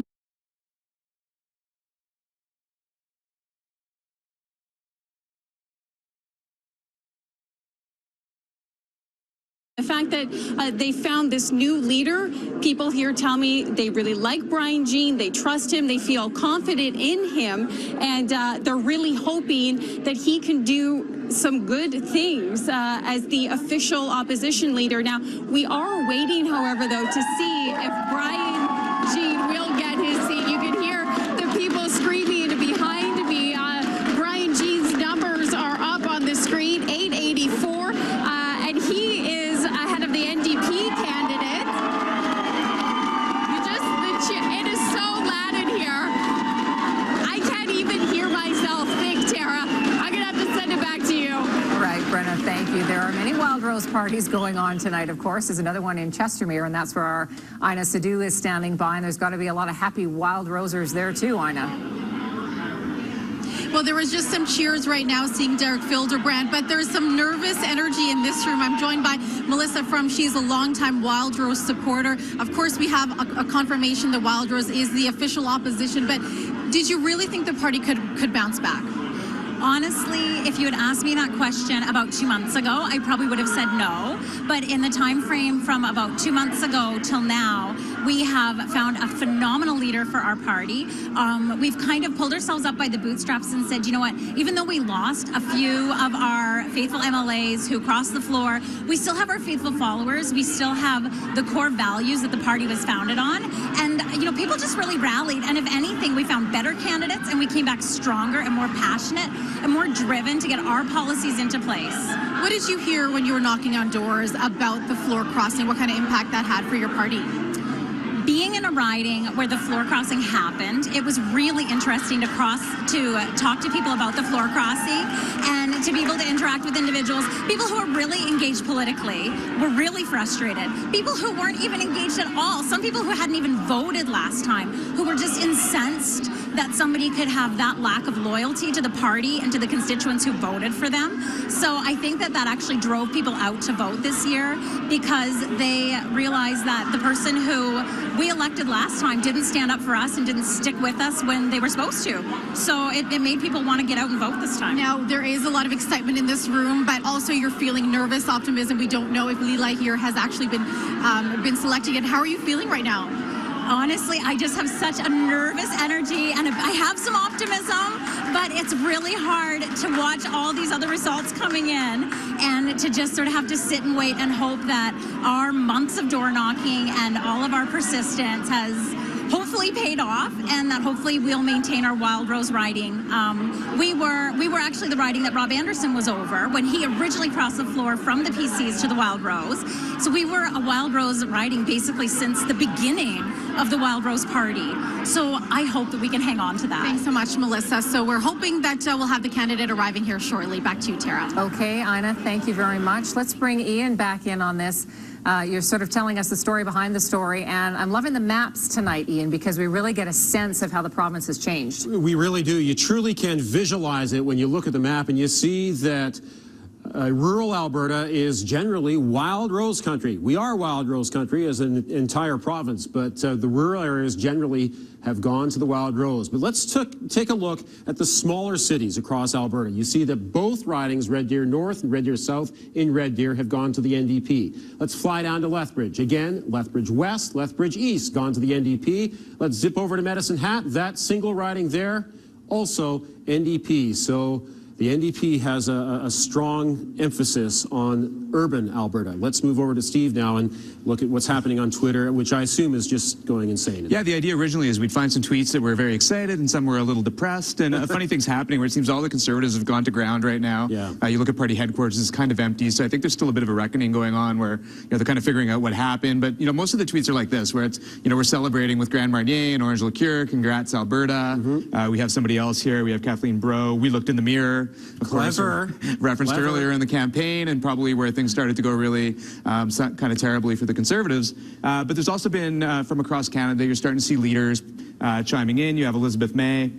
Congratulations to Rachel Notley. Wonderful to see capable women making waves. Obviously, just part of that leadership across the country that's, moving in. And also here, Brad Wall. Congratulations to Rachel Notley and the Alberta NDP on winning. And interestingly, I see Daniel Smith just tweeted not long ago as well that the NDP surge would have happened with or without her, and that's why she wanted to unite the Conservative front. So interesting to see some real-time analysis happening as well. That is very interesting. And as of right now, we have not had a tweet from Prime Minister Harper. No, it's been pretty quiet. I think maybe that'll be carefully worded, I suspect. I'm sure it will. Okay, Tara, back to you. Ian and Steve, thank you. Let's do a quick cabinet review and see where we're sitting. Right now, Jim Prentice still leading in his riding. Finance Minister Robin Campbell and Justice Minister Verlin Olson trailing. Frank Oberle, the Energy Minister, leading. Wayne Drysdale, Transportation Minister, still leading as well, but Gordon Dirks is trailing to Greg Clark in his riding currently. Manmeet Bhullar trailing as the Infrastructure Minister. Rick McIver trailing as well. Kyle Fawcett has lost his riding of Calgary-Klein. He's the Environment Minister. Heather Klimchuk has lost her riding. Stephen Mandel, there you go. We were wondering about some of these Edmonton ridings. Jeff Johnson, the Seniors Minister, he has also lost his seat. Maureen Kubinet, Culture and Tourism Minister. She is currently trailing, as is Diana McQueen, the Municipal Affairs Minister, and Don Scott, the Innovation and Advanced Education Minister. Stephen Kahn has lost his seat. He represents Service Alberta. Everett McDonald is trailing, and Teresa Wu Pa, another long-time PC MLA, has lost her seat, as has David Dorwood. He is the Associate Aboriginal Relations Minister. Big losses for the Progressive Conservatives tonight. Let's go back to the headquarters in Calgary. Our Jocelyn Laidlaw is standing by. Joss. Hi, Tara. I'm here with Lorraine Sherman, born in Calgary. She came down here tonight, a longtime PC supporter, realizing she didn't know what the outcome would be. But Lorraine, you and I were speaking, and I see tears in your eyes tonight and a lot of emotion. There is. I'm really sad that all the work that's been in the past all of a sudden just overturned. But I'm not sad that the people that I supported did a good job, worked really hard. I look at their writings, but I look at the people. I went out and I made some phone calls, and I helped, the tiny little bit that I can. But right now, I don't think there's a way to help anyone because there's a lot of heart pain. But unfortunately, the heart pain is also going to mount into decisions. So what is going to happen in the future is uncertain. What do you think went wrong? Oh, I think that there was many things that went wrong, and because of the complexities of more than just one problem, that it created a mountain of problems. As a PC supporter, your entire adult life, does this give you pause to reconsider that? Where do you stand in terms of your support for the party? I still support the party because, unfortunately, you can have a lot of ideas, but if you don't have a fiscal, sound, firm foundation to build those ideas and implement them, there's no way forward. You've got to have a balance between your ideas and business. And one of the scariest parts is that way forward may be a little bit more difficult than people expect because there's a lot of inexperience, where with the PC party, that experience goes a long way. What do you want to hear from Jim Prentice when he arrives here tonight? Looks like he's leading in his own riding, and looks like he'll win that. But what do you want to hear from him when he walks in this room? Well, first, I want to hear that he connects with the people. His followers were sad, and you just acknowledge the sadness, but then give us a little bit of hope.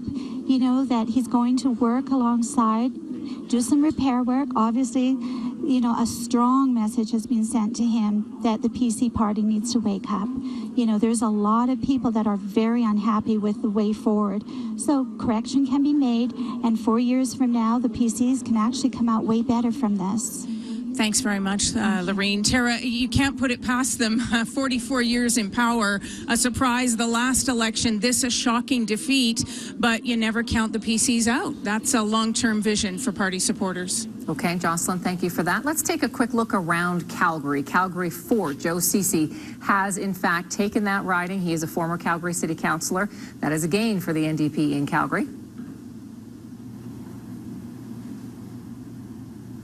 one of many seats, of course, in Calgary that the NDP has picked up this evening.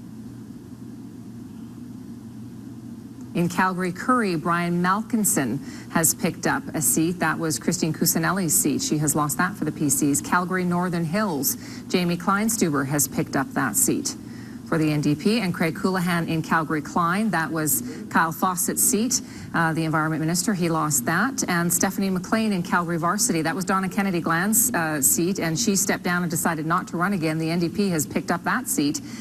They have kept Calgary West, that is Mike Ellis' seat. He won that in the by-election in the fall. And currently leading still in Calgary Elbow is Greg Clark. So still inching past the Education Minister, Gordon Dirks. As you see there, he is trailing in Calgary Elbow tonight to Greg Clark. Let's go back now to the NDP headquarters at the Westin Hotel in Edmonton. Our Riley Carlson is standing by there. Riley. Tara, this room just continues to fill up with supporters, and they're expecting almost 1,000, maybe even more with the way these numbers are going by the time the night is over. So I brought up one of those supporters, Carlin Murphy, who lives here in Edmonton, supports the NDP and volunteers for the NDP. Carlin, what have the last 30 years been like as an NDP supporter? A little frustrating, but always hopeful. But, you know, it shows hard work pays off in the long run, and here we are. How do you feel at this moment? How do you think a lot of people in this room feel? Ecstatic, relieved, hopeful. Is there a little bit of disbelief in there too? Yes. Yeah, but good disbelief.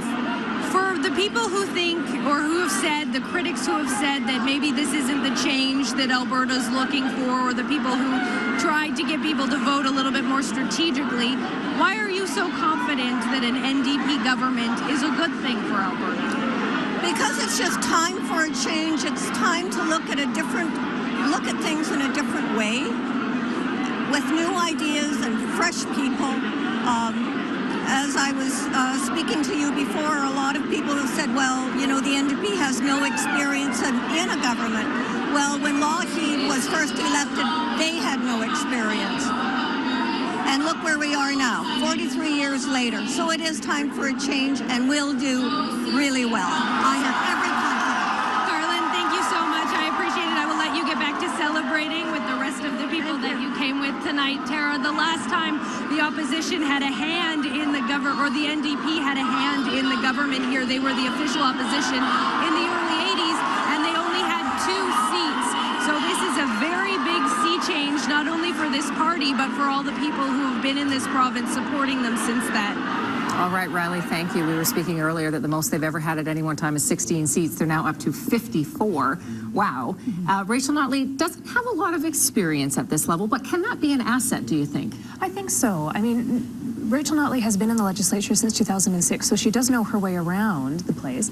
By recruiting people like Joe Ceci, who have a lot of experience at other levels of government, I think that they've got at least some legislative experience, some strong experience in opposition. And I think that having a fresh look at government might be an asset in this particular environment. Jocelyn was speaking to a volunteer at the PC headquarters talking about what the PCs might have done wrong this campaign, but let's talk a little bit about what the others might have done right. I mean, there was a time not that long ago where we thought that the Wild Rose was wiped off the map after that floor crossing. They elected Brian Jean as the leader. I don't think that really changed people's opinion immediately. That didn't boost their popularity immediately. But what did they do right in the 4 weeks to put them in a position to be the official opposition? Well, you know, the Wild Rose vote collapsed in January. They lost half of their vote, and where it went was to the undecideds. And it was because of the floor crossing, and the Wild Rose supporters were shocked. They weren't quite sure how to take it. To their credit, they quickly elected a new leader. The leader immediately among those supporters had support, and they ran a credible campaign. They basically rebounded and said, we're going to get through this. And that brought them back. What do you think it was, Lori, about the Wild Rose message that appealed to so many in northern Alberta? I mean, in 2012, there wasn't a Wild Rose seat north of Ponoka, and now suddenly this time around, they've picked up a whole lot. So what resonated this time? Well, they're at this point 2 seats ahead of where they were in 2012. And I think what's happening is, back to what Melanie's been saying about wanting someone who will represent regular, ordinary Albertans, someone who would be a strong opposition, and in some cases that's what they were voting for. I mean, they don't have the support that the NDP does, but when you saw that Wild Rose support, even in the early polls, it wasn't so much that people were saying, I want Wild Rose, it was saying, I want strong opposition, I want a democratic government that looks like it's responding and being held accountable. I think that's what people were supporting throughout this, and that initial vote that was for the Wild Rose moved to Rachel Notley when she looked like she was a leader who could actually run the province. And I think that NDP campaign was so different, so fresh. Everyone else looked sort of tired and wooden, actually, by comparison. But I think those in ridings that were associated with the Wild Rose historically, who wanted the strong opposition, who liked some of the values that were held by them, I don't know that it was so much about the campaign for the Wild Rose. I think it was about that historical resonance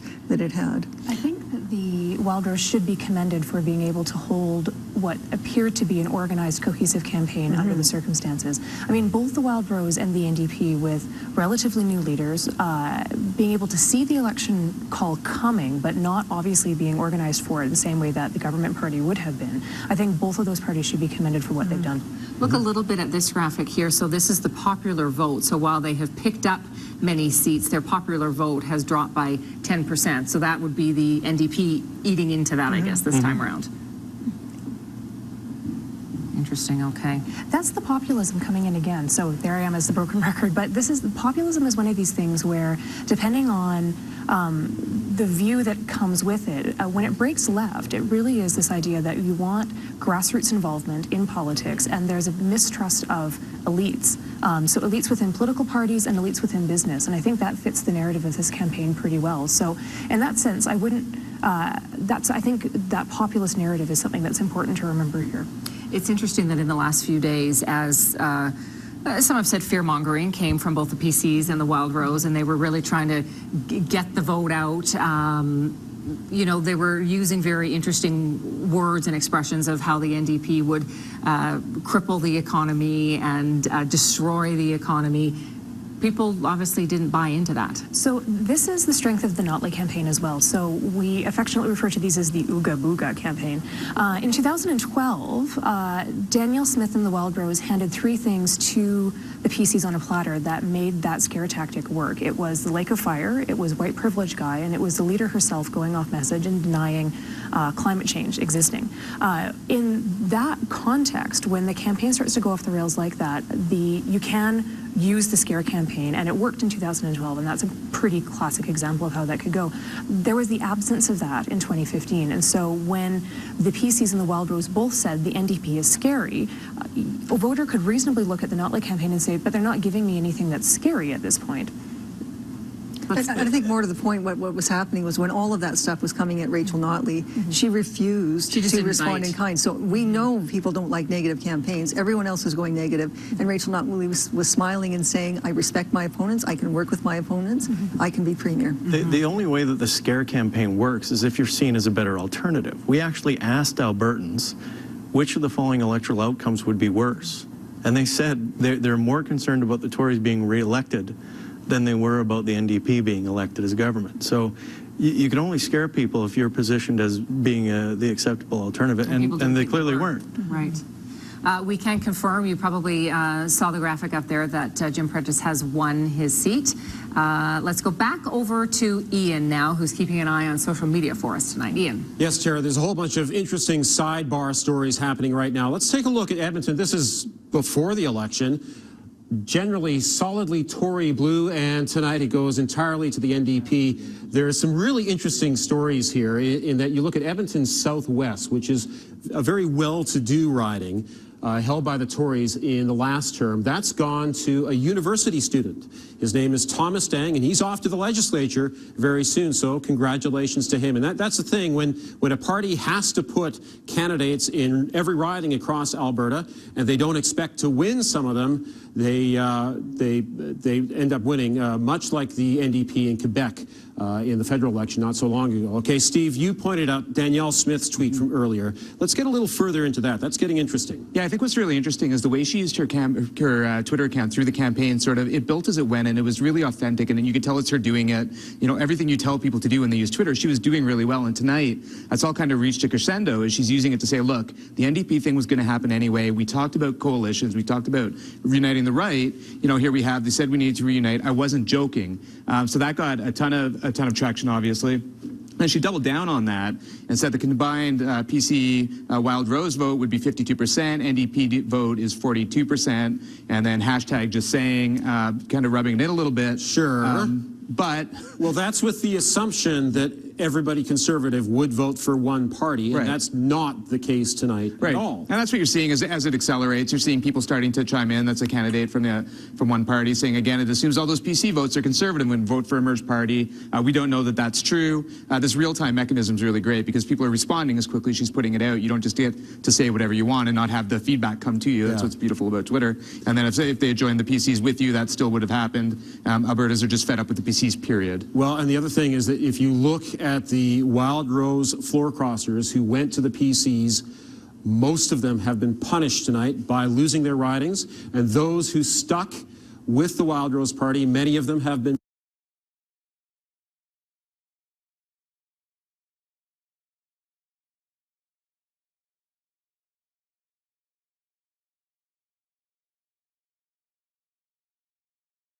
rewarded by being re-elected with more colleagues in the Wild Rose caucus.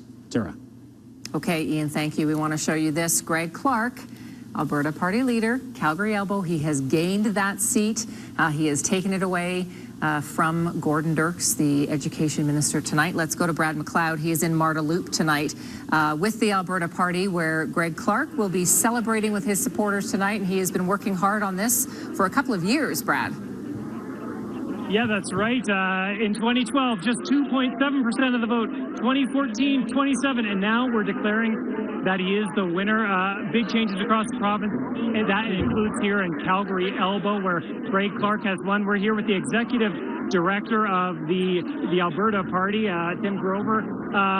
What are your thoughts here? Are you being cautious right now? Oh, sure. We're always cautious, but obviously you can sense in the room that we're excited. This is a huge step for our party. You know, we have big things to come, and this is really one of the first steps. Historic, really. Absolutely historic, and I mean, in some ways, it's the beginning of a party. You know, we worked hard at it for 6 years. If we have an MLA elected, Greg's ready to govern. Validation you needed this win. Yeah, absolutely. I mean, we ran a great slate of candidates, but a lot of people haven't heard of the party, and I think now we're gonna start to make some noise. So, what was the difference? This was what grassroots. Tell me about how you got this win. You know, our party's made up of a bunch of sophisticated folks, and I think a tremendous number of volunteers, but we have great strategy. I mean, we beat Dirks, and we did it with strategy and political savvy. You saw what happened across the province. There was a call for change. It happened. That bodes well for you. I think it does. I think, you know, change shows that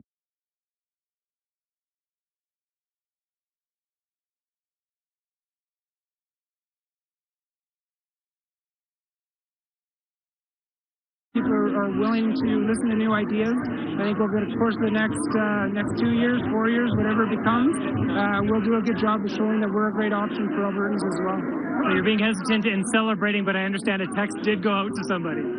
Yeah, the text might have gone out, but we are definitely hesitant. And you know, once it's declared, it's declared. And I've been around this long enough to know that we don't celebrate too soon. So, thank you very much, Tim Grover, Executive Director of the Alberta Party. So, some big changes. Calgary Elbow goes to Greg Clark, the party leader of the Alberta Party. All right, Brad, thank you. Let's take a quick peek around a Calgary riding now. Calgary Hayes. So the PCs have held on to this one. Labour Minister Rick McIver has indeed won the seat of Calgary Hayes once again.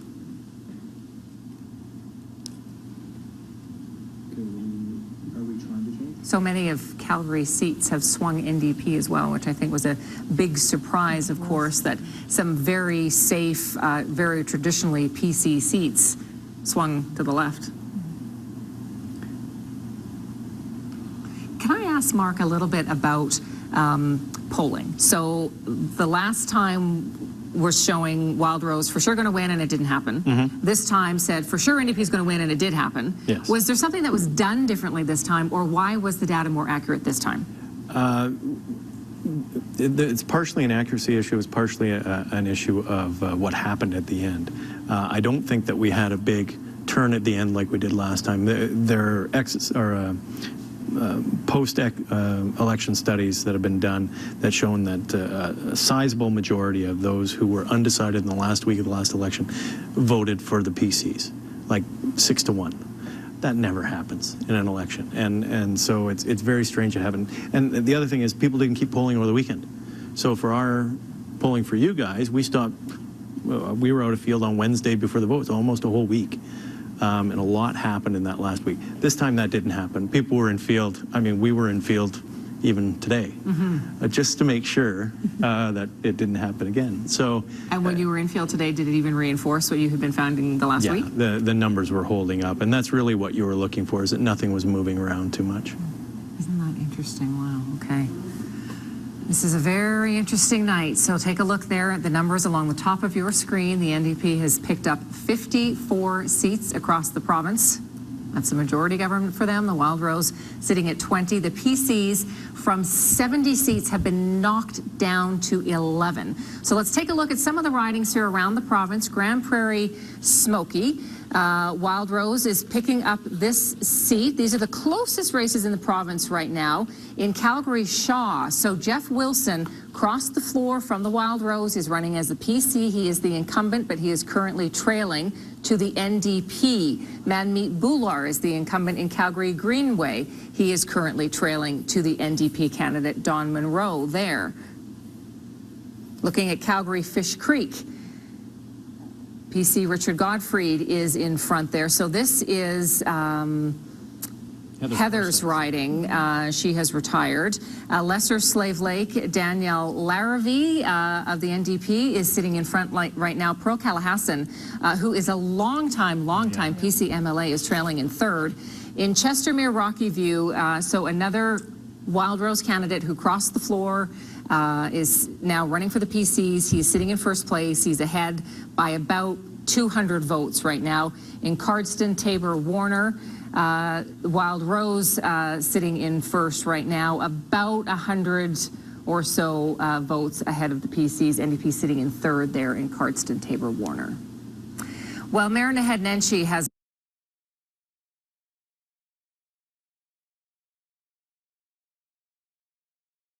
of course been watching the campaign and the promises made by the parties very closely. He joins us now for a little reaction to the results. So Mayor Nenshi, NDP government, Wildrose opposition. What do you make of that? Wow. you know, Tara, I am 43 years old, and that means that the Conservative government in Alberta is 6 months older than me. So for me to see this tonight, you know, the pundit in me and the political nerd in me said this was a likely outcome, but I didn't really believe it until I saw those numbers come up on the screen tonight. So a new government, of course, is going to mean a new budget. The PC government has, the electorate has rejected that PC government. So does an NDP government help spending for municipalities, do you think?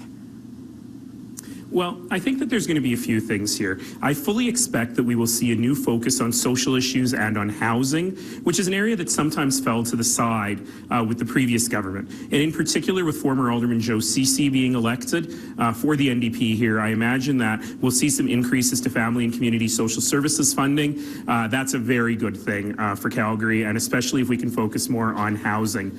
Number two is I think that we will continue with our legislative work on the city charters. The NDP promised to adhere to the PC's deadline of 2016 for that. I will say number three, one of the topics of one of my first meetings with the Premier is going to be about flood mitigation. The NDP had a pretty good flood mitigation plan, but I think they need to better understand the nuances of what we need to protect Calgary. What about the Tories being wiped out? What do you think did them in, Mayor Nenshi? Well, you know, I'm always getting in trouble when I engage in too much punditry, but I can tell you that throughout this election, I was hearing from a lot of Calgarians, a lot of Albertans. They were angry that an election was called. They weren't happy to be going to the polls, and I kept saying, you know, for once we've got all these options, very different visions of a future for Alberta, and people don't have to vote against what they're scared of. They can vote for the Alberta that they want and the vision of the future that they're looking for, and I think we saw a lot of that today.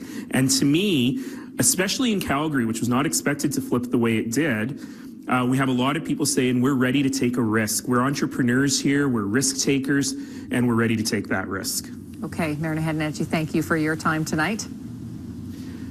Thank you. You know, I want to say one last thing, if I may, Tara, and that is that elections are tough. And a lot of good people put themselves forward for every party, whether you're Rick Hansen running for the PCs or Greg Clark running for the Alberta Party or anyone else running across this province. And I just want to say thank you to everyone who put their names forward, to everyone who volunteered. This is why we live in this country, and every single one of you makes our community better. That is true, Mayor Nenshi. Thank you so much. A lot of work has gone into this evening, that's for sure. CTV can now declare David Swan the winner in his riding, Calgary Mountain View. He is the interim Liberal leader, and he has kept his seat there. He is speaking to his supporters tonight. Let's listen in. Find the resources, find the guts to just get out there and know that we deserve better, and you are permitted, you are provided the opportunity to try, and you took it. Thank you, men and women, candidates.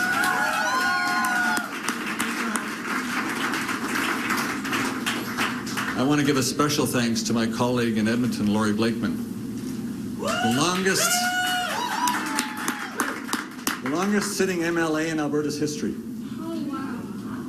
What a woman, a tiger, fearless in the legislature, standing up for Albertans, for progressive values, for the gay, straight, lesbian, transgendered, and queer community, tirelessly, and just taking on the most powerful institutions in the province until they backed down and allowed Bill 202 effectively to go through.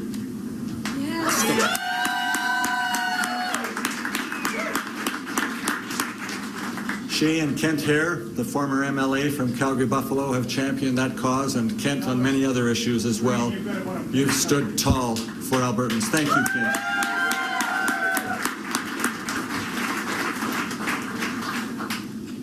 Well, the result is not what we had envisioned.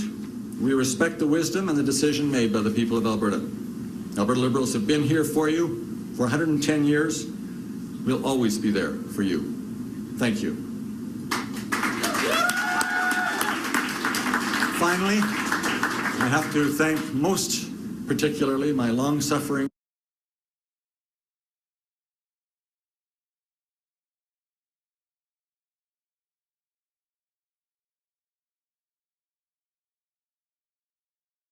wife, who's currently sitting with a dying woman on the south of the city, who's an old friend, and she's spending that time with her at great personal costs to her. I thank my 3 children, Nathan, Kirsten, Tandela, my 10 grandchildren. I can't believe it. But wonderful gift. What a wonderful gift. God bless Alberta. Go Flames, go.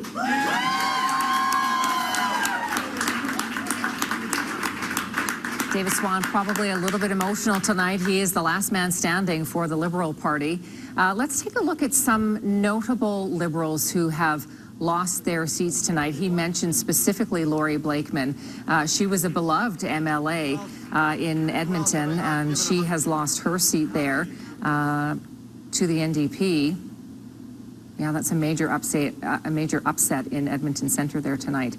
She's been an MLA there for 20-odd years. And the only other Liberals that were in the last legislature either running for federally or have left politics, as in the case of Raj Sherman. Right.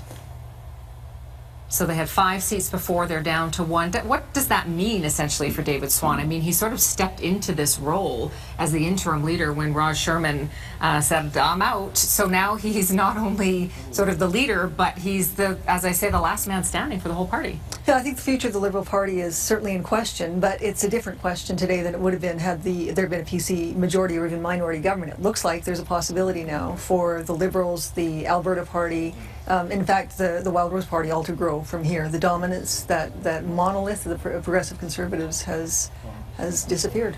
And I mean, Laurie Blake, when she was running for several parties in Edmonton, that didn't seem to help her in any way, though. No, and when that was announced, it was a bit incoherent when it came down to policies, right? So there were some times when she would get questions about, well, which policy book would trump ultimately out of these. It ultimately was the Liberal policy book.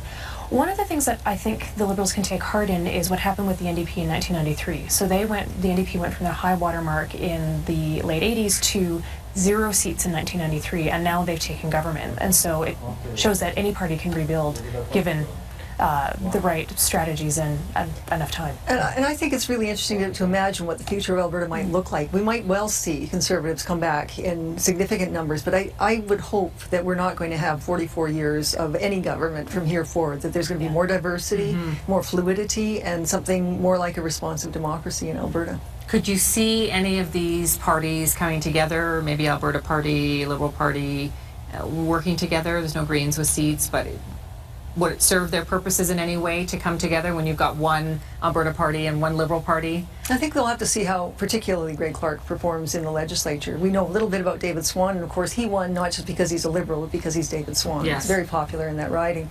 I think we'll see what Greg Clark does in the legislature, and if he's very effective, then we might see growth with the Alberta Party. Much depends on how they perform. All right, well, let's bring in our Jameson Burkow. He is with BNN, and he is, of course, watching all this very closely from a business sense. What will a new NDP government mean for the province in that regard, Jameson? Well, Tara, in the short term, I can tell you it means our energy executives here in Alberta are not going to be sleeping particularly well tonight. If they have any dreams at all, you can imagine they'll be plagued with the triple threat that now faces their bottom lines. And this isn't just energy executives, really. Anyone who is running a major corporation based in Alberta has reason to be concerned about protecting their profits, because the NDP has promised to review oil and gas royalties in this province. Those of us who remember the 2007 attempt to do so by Ed Stelmach, I say attempt because just a few years later he was forced to repeal pretty much all of those changes to the royalty regime that he tried to put in place in 2007. They also pledged increasing corporate taxes from 10% to 12%. And while they didn't specifically say they were going to come out with some type of a carbon tax, or at least a higher level, a higher price that is attached to carbon, right now we have that $15 per ton price that impacts mostly large industrial emitters in the province. There is a really broad expectation among the analyst community here that we are going to see a higher price with an NDP majority. Now, of course, this is all in the context of just pledging to do the review. That is all the NDP has promised to do so far. It is entirely plausible that they will come out and say that they did the review and found that the royalty regime that's currently in place is the way that it should actually be remaining in place. Of course, that hasn't been the case for any of the royalty regimes that have been done before. In fact, I know Rachel Notley has often connected her desire to have a royalty review to that of Premier Lougheed. But remember, Lougheed as well faced some very ardent resistance from the Energy Pact. In fact, at one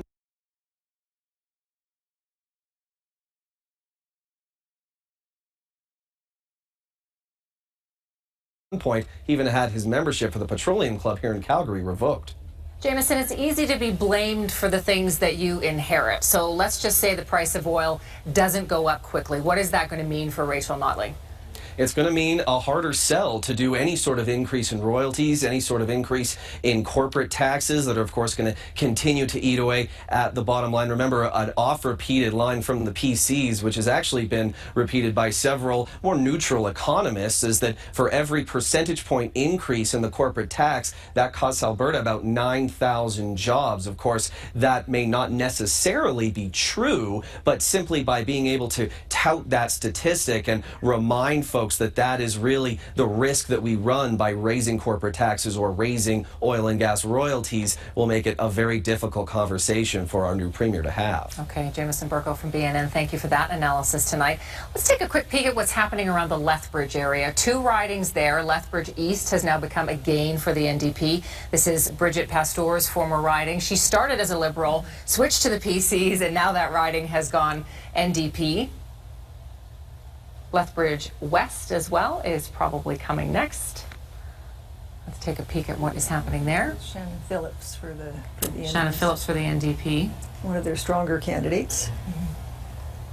In Lethbridge West. So she takes out Weddick there, who has been holding that for a while and was very popular in his own regard as well, Greg Weddick, but she has handily taken it. And this was a seat that the NDP early on said that they really felt that they could take, was Lethbridge West, because particularly of Shannon Phillips and her popularity and how long she's been working in that riding for the NDP. So let's go to Lethbridge now. Kayla Carr is standing by with the guest. Kayla. Yeah, and here with Shannon Phillips, the new MLA for Lethbridge West. In her speech, she said she was humbled, she was honored, and she was shocked. Can you put into words how you're feeling right now? Well, our victory here in Lethbridge West was really, 4 years in the making here in Lethbridge. We've been working on this, and so many of us for so long. I'm very honored with the trust that Albertans have placed in our party this time around. It's very, very humbling, and I'm very, very proud of the leadership that Rachel Notley has shown through this campaign. Now, you ran in 2012. You came so close, second place behind Weddick, just 1,100 votes. Why did you decide to run again this election? I made that commitment because I knew that Lethbridge was a modern, progressive city and was looking for a modern, progressive party to represent them. And sure enough, Albertans actually responded, and they want a modern, progressive government to represent them. And that's the message that we got tonight, and that's what we worked for all these years. Of course, we have Maria Fitzpatrick elected in Lethbridge East as well, Rachel Notley, the party leader. What's it like to be surrounded by these powerful women, as you were saying earlier? Well, this is what happens when you take having women in politics seriously, is you elect them. And then you have a government that looks like the people. And Rachel has always taken that very seriously. I've always taken it very seriously to make sure that we recruit women into the party and ensure that we have women's equality and diverse representation. And that's what we've delivered to Albertans tonight, is a very strong, vibrant, and diverse caucus. How excited are you to get started? I'm very much looking forward to representing the people of Lethbridge West. This community is very important to me. I am honored with the overwhelming trust they've put in me, and I'm humbled, and I can't wait to start working on their behalf in the legislature and making sure that this community has the representation that they are looking for. Perfect. Thank you very much, Shannon Phillips, the new MLA for Lethbridge West riding. Thank you very much, Kayla. Let's take a look here at the popular vote between the 3 top parties. So 40% for the NDP, big gain for them there in terms of the popular vote. PC sitting at 28%, and the Wild Rose very close behind at 25%. Not that much of a difference between the 3 parties as you look at that, Mark. In comparison to the polls that have been leading up to this election, there's not a whole lot of difference. The PCs are a little bit higher than they were polling, but that's reflective of their get-out-the-vote machine. The numbers are just overwhelming. That's the interesting thing about it, with the tide that's coming out of Edmonton and across the province now with the NDP. That's something that their normal advantage for getting out the vote just can't compete with. And it's even closer in Calgary. Yeah. Neck and neck. I think this speaks to the strength of the NDP get out the vote machine in Calgary. Absolutely. If the popular vote is that close in Calgary and they still managed to take this number of seats, it means that they were far more organized, and I think many of us would have given them credit for before today. Let's talk a little bit about Shannon Phillips there in Lethbridge. You were saying really since the last election in 2012, she hasn't stopped campaigning. No, she's been out on the doorsteps, I think, pretty much full time since 2012, and the results show. I mean, so that's. I know Shannon well enough to know that she says that there's no magic in politics, that it really is just a lot of hard work, and I think that result shows her philosophy in action. She put it in. Yeah. So tell us a little bit about her, Laurie, and whether you think that there might be a cabinet position for her. Yeah, when I was trying to put together my NDP cabinet, because she's their economic policy analyst, I think she'll probably be finance minister. She's probably in a good position for that. And again, as I went through that list, there weren't a lot of people that were obvious fits, but that one looked to me like it would be an obvious one. And just a huge, huge gain, as you say, Melanie. The work that she's put in the past 3 years has obviously paid off, because she has beaten the PC candidate by, I think it was 3,000 or 5,000 votes. Yeah, it was an enormous number. There it is there. So Greg Weddick, the incumbent, had about 3,300, and she came in at almost 8,700, which is huge. Let's go out to our Riley Carlson now. She's at the Westin Hotel in Edmonton, NDP headquarters there, where there is much celebrating to be done tonight, Riley. Yeah, Tara, it is just getting more full and more full in this room here in Edmonton. In fact, there is a lineup of people who are waiting to get in. They are continuing to file in as the night goes on. Lots of people are anxiously awaiting to hear from Rachel Notley. Of course, a very big night for her, a very big night for her team. And there will be celebration tonight, and then they will have a lot of work to do. As Jameson was mentioning, Rachel has promised a lot of things in this campaign, among them a royalty review and, of course, raising corporate taxes. But that's not all. She's also threatened to put a halt in millions of dollars of health care cuts that were proposed in that Prentice budget. She's also pledged to eliminate the health care levy that same budget was going to bring in, and among other things. So she's got a lot of work ahead of her, a lot of balancing of the books of her own to do, and as Jameson mentioned, that will depend a lot on what the price of oil ends up being. One of the other things that she has pledged to do is start construction on that cancer center in Calgary that people have been anxiously awaiting for a long time. So there are a lot of promises on the books from this government, from this campaign, and they will have to get right to work, Tara, to figure out how they're going to pay for all of them in the economic situation that we have in Alberta right now. Thank you, Riley. We're looking at the potential seat gain for the NDP. This gets us every time. Gone from 4 seats to 54 seats. Just incredible. Of course, there is a party in Edmonton, and there's a big party in Calgary, too, where they have taken so many seats, 16 in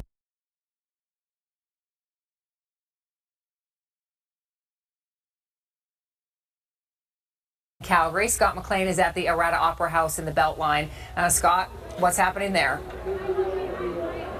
Yeah, Tara, every time an NDP win or an NDP candidate leading is announced, obviously the cheers are pretty loud, and I don't think very many people expected so many people here or this excited of an atmosphere. And even with the candidates, I mean, a lot of people on these campaigns will tell you that a lot of these ridings were acclaimed. They didn't go through the normal nomination process. I'm here with Jennifer Burgess. She actually managed 3 campaigns, Buffalo, Glenmore, and Elbow, and you ran against the Premier in the by-election last year. I just want to know, did any of your candidates, 2 out of 3 of them are actually leading right now, did any of your 3 candidates actually believe that they could be MLAs at the end of this election? Yeah, Scott, it's a good question. And I mean, when you put your name forward as a candidate, obviously you think about the possibility and you have to be committed to being an MLA. But typically when the NDP candidates run in Calgary, that's not the case, and we had to think about resource allocation here. So we didn't have a lot of resources focused on those campaigns. So it was a bit of a last-minute attempt to try to rally some troops and funnel some resources in there, because we could tell we were doing very well.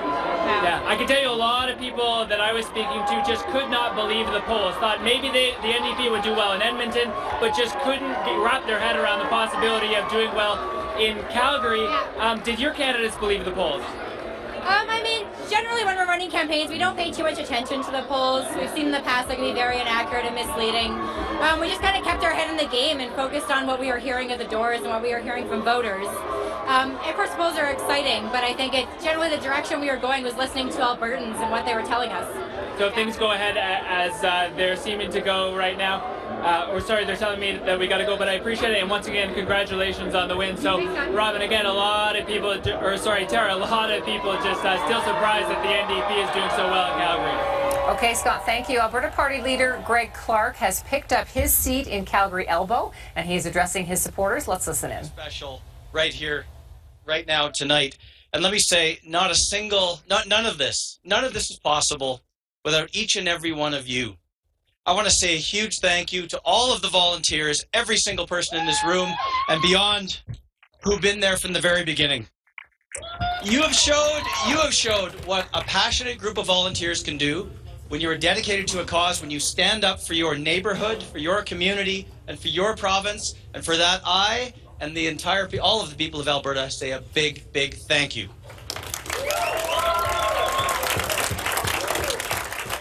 And to the people of Calgary Elbow, thank you. Thank you for putting your trust in me. I will not let you down. I want to say thank you to all the candidates who ran across the province from all parties, and for those who put their names on the ballot, especially here in Calgary Elbow. It takes a lot of courage to run for office, and thank you for standing up for your communities. Thank you, Catherine Welburn, Megan Brown, Larry Heather, John Rogavine, and Gordon Dirks. Mr. Dirks, thank you for your service to Alberta. Oh, thank you. Today, the people of Calgary Elbow and the people of Alberta said they want reasonable class sizes for their kids. In Calgary Elbow, we said we want faster, better, and stronger flood mitigation. We said in Calgary Elbow that we want to resolve outstanding DRP claims and get people the money they were promised almost 2 years ago. Today, you voted to roll back the misguided floodway buyout program. You voted for better access to health care and a permanent solution to all of the seniors and patients who are languishing in the hallways of our hospitals all around the province. You voted to keep tuition costs reasonable and to ensure post-secondary education is accessible to all who qualify. And you voted to ensure all core services that we rely on no longer depends on the price of a barrel of oil.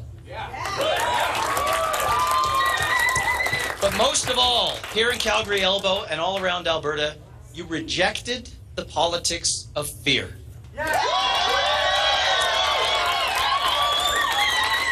Today I stand before you and I am honored to be elected as the first MLA for the Alberta Party.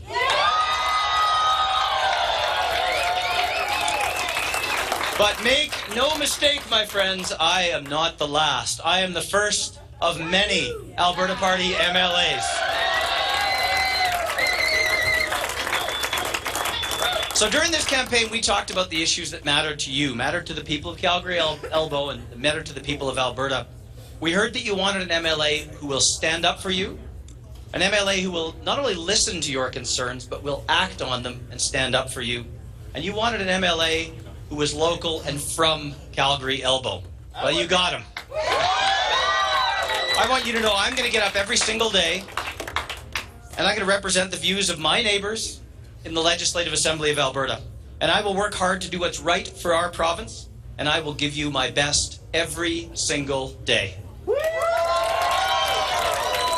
And this is very special to me. I want to say thank you very much to the Alberta Party candidates all across the province, all around Alberta. Many of our candidates are with us here tonight. Can you give us a wave, candidates who ran in Calgary Elbow from around the province? Some there, Tony, Everett,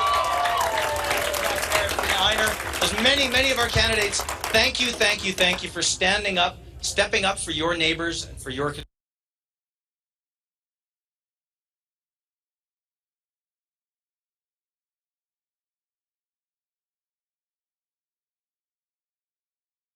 constituents and sharing your vision for the future of the province of Alberta.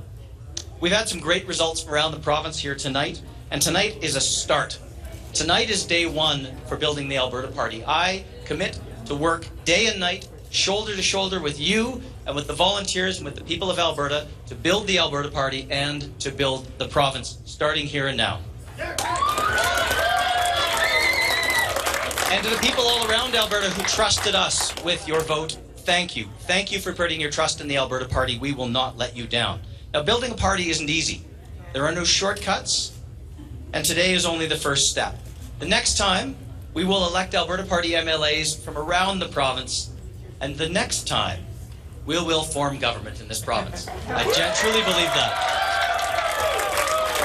So, there's a lot of people to thank, and I can't name them all, but to my campaign team... We're going to cut into Greg Clark's speech here and head over to the PC headquarters in Calgary tonight.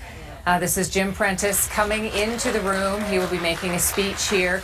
He has managed to hold his seat, but he has lost more than 50 seats. He has lost 60 seats. They've gone from 59 seats he's lost. They've gone from 70 seats down to 11 across the province. Let's just listen in here.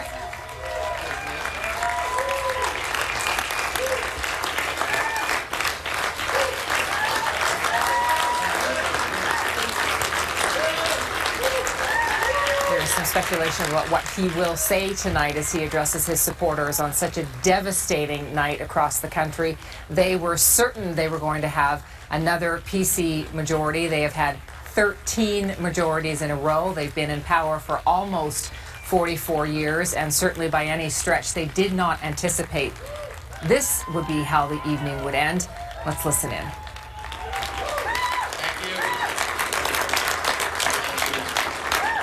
Thank you. Well, thank you very much, ladies and gentlemen. You know, when this election was called, I felt that it was needed to provide Alberta's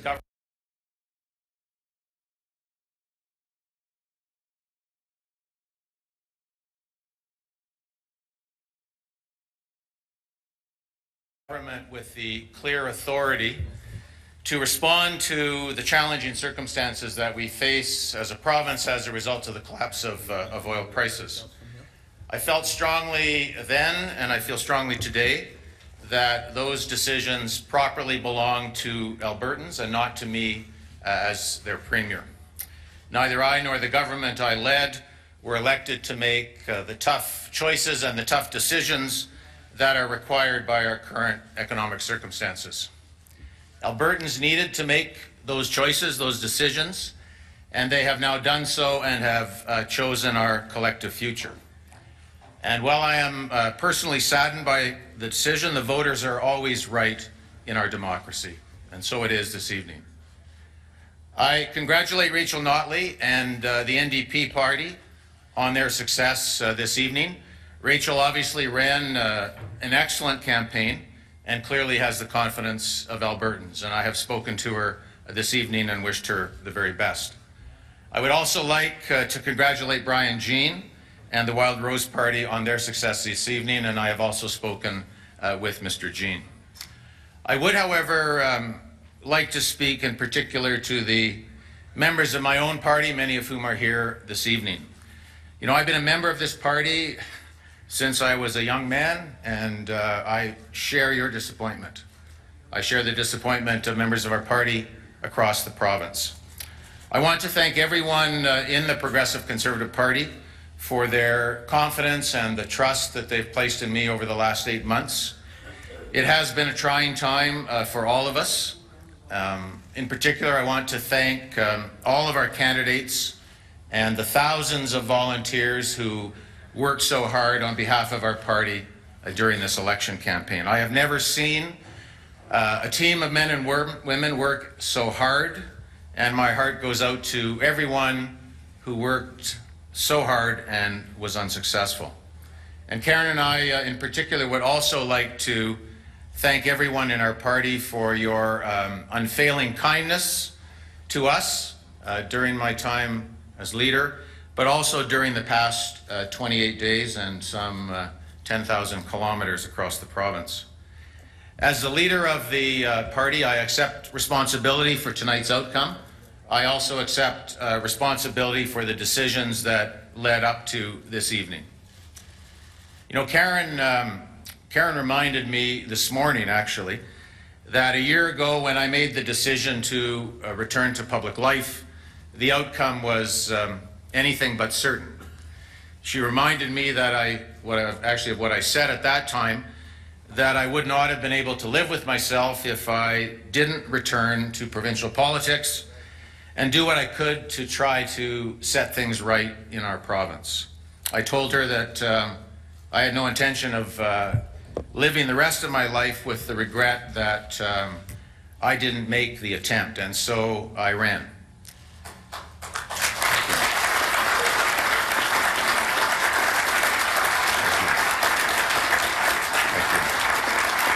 Thank you. Clearly, however, my contribution to public life is now at an end. It is time for me to dedicate my time to the other responsibilities I have as a husband and as a father and a grandfather. Accordingly, I have resigned as the leader of the Progressive Conservative Party of Alberta, effective immediately, and furthermore, I will step aside as the elected member of the Legislative Assembly for Calgary Foothills. You know, there's no greater fortune in life than to be a Canadian and an Albertan. We are all so very, very lucky. It's been a great privilege for me to serve our province in elected office, and I leave with the confidence that the determination and the resilience of Albertans will overcome whatever challenges we face now or in the future. I wish you all the very best, and I say thank you, good night, and God bless. Thank you.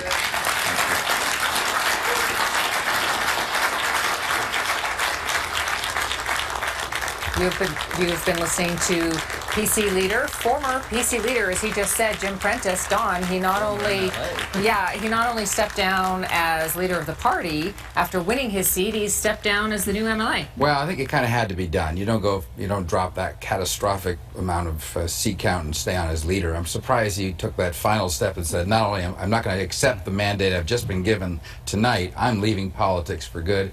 I don't think I've ever seen a leader do that. Usually they accept the verdict of the voters but stay on to serve their constituents. I think it might be an overreaction on his part. And now another expense for Calgary Foothills because they'll have to have a by-election. Right, so maybe another Conservative seat that bites the dust. Do you think in a situation like this, after 44 years in power, he even had a concession speech written? Did he anticipate this, or has he been scribbling that madly in the last 2 hours? No, well, you might not have seen the devastation coming where he had to write a retirement speech, essentially, and he winged that part. You knew you always have a plan B in your pocket to concede defeat, but man, this is into new territory for a leader to just say, I don't like what I've seen. I've been wrist slapped by the voters, and I'm out of here. Goodbye. And I think that might be the last time we see Jim Prentice on the public stage.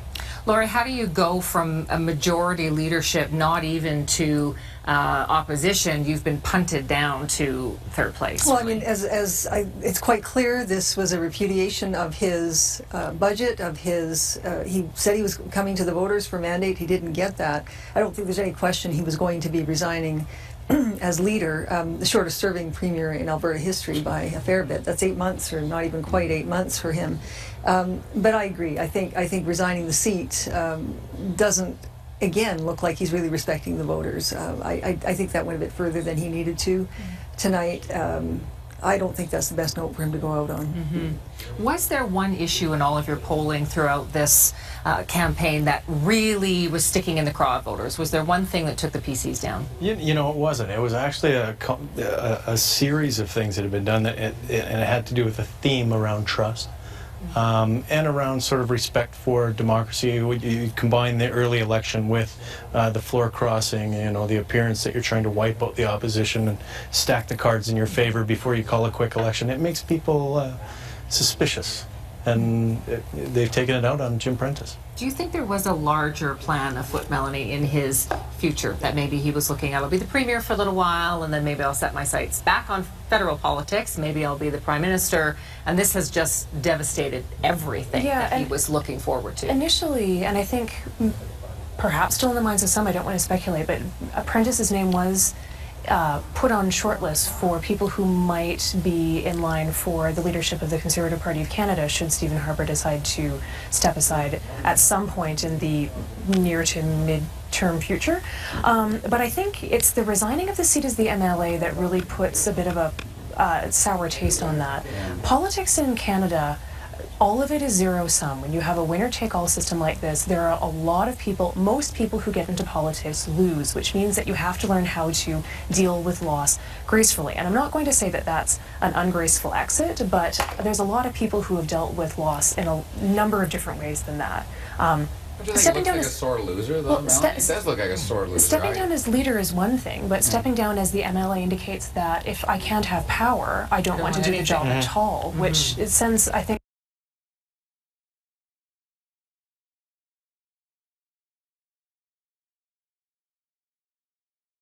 it hits the same note that I think the campaign has been hitting, but I think that's also part of the problem. And the word in the caucus, Tara, was definitely in the federal caucus that Jim Prentice early in the campaign had trashed any chance of coming back in the federal leadership. He was not, well, it was a poorly run campaign. He was not performing very well. Certainly during the debate, that was the killer in any ambitions he might have had federally. They said, this isn't the guy with the royal jelly to go to Ottawa and take 24 Sussex for us. So, and the actions tonight, I'm not sure. I think your point's well taken that this is not this isn't even a very classy way for him to end it. But he's foreclosed the possibility of federal politics. He says he's leaving public life, period. I mean, he said for himself that that's not even an option. So to go back to what, I guess, is the question, does he go back into the banking industry, or... Well, they have him back.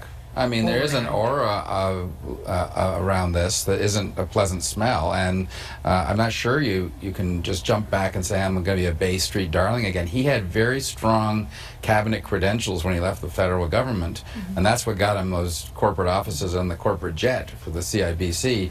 And they don't take people who took a dynasty and threw it into turned it into a smoldering ruin. It's just not done. Interesting. Well, let's go back to Progressive Conservative headquarters here in Calgary, where Jocelyn and Ian are standing by after that speech by Jim Prentice. Tara, I think a lot of people here are probably thinking, if not saying the exact thing that your panel was just saying too. I think people expected Jim Prentice to resign as leader. I think the fact he's stepping down from that seat caught a lot of people off guard. You can already see on Twitter people saying there's going to be a third by-election or a third election in that seat in just a few months, because he just took that seat in a by-election a while ago. This election and the next one, Jim Prentice did not take any questions coming into the room. He did not take any questions leaving the room. Actually, literally ran out the back door. I did talk to a couple supporters who are elderly, and they said it's been so long since we've been in a government without PCs, but who knows, maybe some change is good. Yeah, you heard from a PC supporter earlier in the evening before Prentice arrived here. She had tears in her eyes. I was looking behind me not 2 seconds ago, and members of the Prentice's inner circle are literally crying, grim-faced. I noticed he seemed quite emotional at the foot of the stairs to the riser as he was about to approach the podium, hugging his wife Karen. This has to have been a shocker even for him. Yeah, and you think how invested personally a lot of people are. A lot of the volunteers and supporters we talked about tonight, just the look of shock on a lot of people's faces. Now this place is empty. But he did get a standing ovation when he came in the room. Prior to even entering the room, people were standing. They were standing, solemnly. But you sort of feel like they're going to have to stand anyway. Isn't that always how it is when the leader comes in? Yeah. And even then the MC referred to said, and now I'm happy to do and then she stopped herself short because out of habit it was the premier, and they realized that is not the reality anymore. Yeah, it's a new day for the Progressive Conservatives in Alberta, and I think a lot of people are going to go home tonight and wonder what their role in the party is, what the party's role in the province, and how they go forward beginning tomorrow. The mood here has been grim all night, and it is now downright sad for these people. Right, Jocelyn and Ian, thank you very much.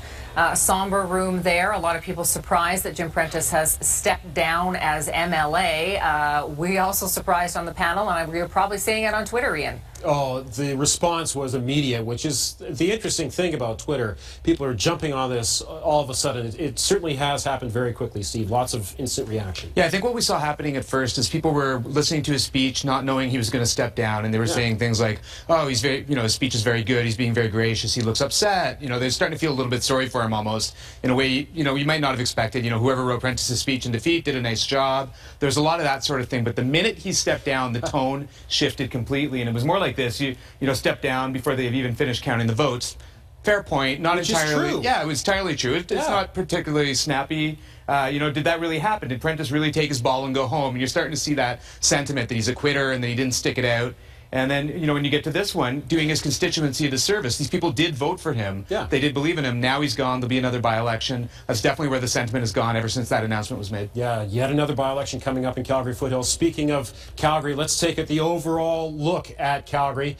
It's interesting, the best performance by the NDP in an election prior to tonight was in 1986 and 1989, when they got 16 seats over the entire province of Alberta. Tonight, the NDP has 16 seats in the city of Calgary alone. That's an incredible picture right there. Isolating a couple of them, Calgary Bow is a bit of a surprise. There are some high-income neighborhoods in there, some low-income as well, but that has gone to the NDP, to Deborah Drever tonight. Also, Calgary Glenmore, a mixed neighborhood ranging from low income all the way to some million-dollar homes. That's gone to the NDP tonight as well. So once again, in the city of Calgary, 16 to the NDP, 1 to the Liberals, 1 to the Alberta Party, and 7 to the PCs, with one of those ridings going to a by-election relatively soon. Alrighty, and thank you. Let's take one more look at the Calgary Foothills riding tonight. Jim Prentice won it quite handily, in fact, by 1,400 votes over his closest opponent, NDP lawyer Ann Wilson. But as that person on Twitter has said, he's taken his ball and he's gone home. Laurie, you were saying you feel like this is really just showing disrespect for democracy. It is, and I mean, this goes all the way back. He didn't seem to want anybody to oppose him as in the leadership campaign. His treatment of the opposition suggested he didn't want any opposition, and that in the legislature, and now he has what? Thousands of people voting for him, and he repudiates that completely. I mean, it looks very disrespectful to democracy. And it's kind of uncharacteristic. I mean, Jim Prentice, I've known him for 15 years, and he's always been a dignified class act. And to do the, I'm taking my marbles and going to look for a job somewhere else just because I don't like the result, is not like him. So I'm suspecting he just didn't see this coming. He's overreacting, and he'll probably wake up tomorrow morning going, I wish I hadn't done Maybe that. I shouldn't have I should done have that. slept on that one. Yeah. And does this act, I mean, we're talking about, does this mean the end of the PC party for now? Does that kind of make it even worse, that people have a further sort of bitter taste in their mouth over how he left it? His seat is gone now for the PCs. And that by-election, I'll bet it goes to Notley unless she does something horrible in the first 100 days. And, you know, as you know, Alberta's history, though, Tara, that these parties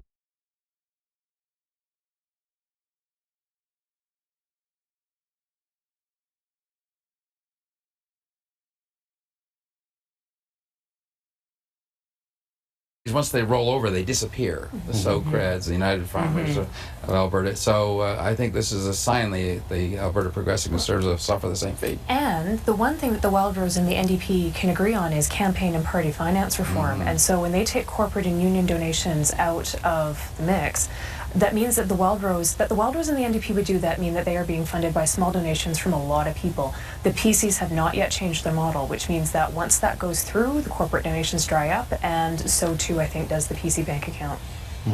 You're looking here on the screen at some ridings around Alberta that are still very close. They haven't been decided yet, but there are certainly some changes in those ridings. Calgary Bow, this was Alana DeLong's riding for a long, long time, so a PC riding for a long time. Currently, Deborah Drever from the NDP is in front.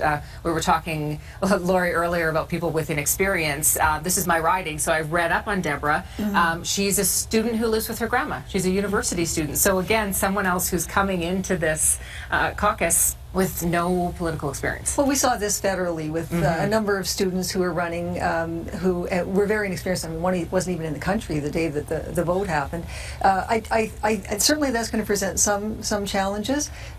They do have that core group that will be strong within the caucus and therefore cabinet ministers, but they're going to have to draw on talents from outside of the party. And there are lots of people out there that are talented, and I think Albertans as a whole will want to make the best of this, and I think they'll be able to draw a lot of expertise and suggestions from business community and so forth. Okay, let's go back to Riley Carlson, who's at the NDP headquarters at the Westin Hotel in Edmonton tonight.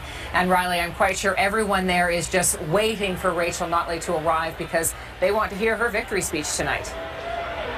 Yeah, they sure do, Tara, and there's a lot of false reports of Rachel Notley being in the room So there are a lot of spontaneous breakouts of chants of Rachel, Rachel. They are really anxious to hear what she has to say to kick off this historic term here in Alberta. Lots of people in this crowd have been talking about a lot of the issues that we've been bringing up throughout this show, one of them being the inexperience and the youth and how green some of these candidates are. But people are looking at that as potentially a positive, a favorite parallel to draw us to the Lockheed government, who had relatively little experience when they were elected. But there's a lot of people who have previous frontline experience in this new group of NDP, whether it's education, whether it's healthcare, lots of social workers, people who have municipal politics in their background. So they are being led by some people who are really well known in this province also. Rachel Notley's been an MLA for years. Brian Mason previously led the party before stepping aside and having Notley take over last year. David Egan, another one from here in Edmonton. So people in this room, at least, obviously they are the hardcore supporters, but they do believe that this group is going to be able to bring in a little bit of that change that they've been promising throughout this campaign, and that change that people have consistently started to buy into, as we've seen reflected in those polls. So right now they are awaiting their leader. We heard Prentice say he's already spoken to her, so we can only assume that she is on her way here. And of course we will bring you that speech live as soon as it happens, Tara. Okay, Riley, thank you. You know, we want to look a little bit at the Wild Rose floor crossers, because there was 9, including Danielle Smith. 3 of them crossed the floor and quit. 3 of them crossed the floor and lost the nomination. 3 of them crossed the floor and then were running for the PC. So how have they done tonight, Ian? Well, let's have a look, Tara. Let's go through those Wild Rose floor crossers. The Wild Rose defections elected and leading. We have Wayne Anderson in the Highwood riding. He ran for the Wild Rose after Danielle Smith failed to get the nomination for the PCs. So the Wild Rose win that riding. Angela Pitt takes over from Rob Anderson in Airdrie. Graham Sucha, the NDP candidate, wins. In Calgary Shaw, Jeff Wilson goes down to defeat there. Let's see what other results we have here. This is an anomaly tonight. Bruce McAllister is one of the few Wild Rose Party members who went over to the PCs, who was held on to his riding tonight in Chestermere Rocky View. There's a loss also with Carrie Toll in Innisfail Sylvan Lake. She loses to a Wild Rose candidate, Don McIntyre. David Schneider wins in Little Bow. Ian Donovan was the incumbent there, who crossed along with Carrie Toll on the same day from the Wild Rose to the PCs. There's a whole group of them here. We have another gain for the NDP in an urban riding in Medicine Hat over a PC candidate. Jason Nixon wins for the Wild Rose in Rimbey Rocky Mountain House Sundry. That was Joe Anglin's riding. Grant Hunter at the moment, this is a potential gain over the Tories. Grant Hunter leading in Cardston, Tabor Warner. Going further north into central Alberta, Ron Orr with the Wild Rose leads in Lacombe-Panoka. Derek Filderbrandt, the leader in Strathmore Brooks, just east of Calgary. That's a gain for the Wild Rose over the PCs. Nathan Cooper is gaining this riding for the Wild Rose over a PC floor crosser in Olds, Didsbury, Three Hills. So it appears as though the Wild Rose has a stronghold of support across central Alberta into the southeastern corner of Alberta. Tara, to you. Okay, thank you for that update, Ian. Let's take a quick peek now in Calgary, Acadia. There are enough votes that have come in now that we can tell you that former Justice Minister and Solicitor General Jonathan Dennis has lost that seat. He was the incumbent, and that has been picked up by the NDP quite handily. She has beaten Jonathan Dennis by about 1,000 votes. Her closest rival was the Wild Rose this time round. Sort of central Calgary, like, is it super shocking that this area of Calgary would go NDP? Typically, yeah. It's down in the southeast, typically quite conservative. Come on, Mark. Any seats going NDP? It's huge. Yeah, no, I mean, it's not like it's not an inner city riding. It's more of a suburban riding. This candidate's interesting, though, for NDP. I mean, we say that she's a small business owner, and then we say that she's a yoga teacher, but she's also worked in oil and gas before starting her own business, and went from oil and gas on mat leave into being a small business owner, which isn't the typical profile that you necessarily think for an NDP candidate, which suggests one of the potential reasons for growth, perhaps. We were talking earlier about how do they make this cabinet now, Lori, and who do they choose, and when they're looking for experience. I guess when they're in a minority situation, they might look to other parties to say, can you help us out? But in a majority situation like this, they're picking from their own people. Yep. And trying to figure out who's the best of what we've got.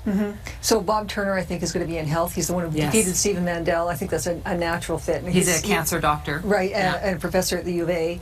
I think Darren Villas, because he's a former teacher, will probably be education. David Egan might be health because he's a former Friends of Medicare, maybe something else. I think Bob Turner's the better fit there. Brian Mason, maybe municipal affairs or even intergovernmental affairs because of his experience and background. Stephanie McLean for justice. I actually had her. She's a lawyer, yes. She ran in Calgary Elbow in the by-election. So for her to pick up the seat that she did and being a lawyer, I think she's probably a natural fit for that. Joe Ceci, I think he might be a great one for either municipal or intergovernmental affairs.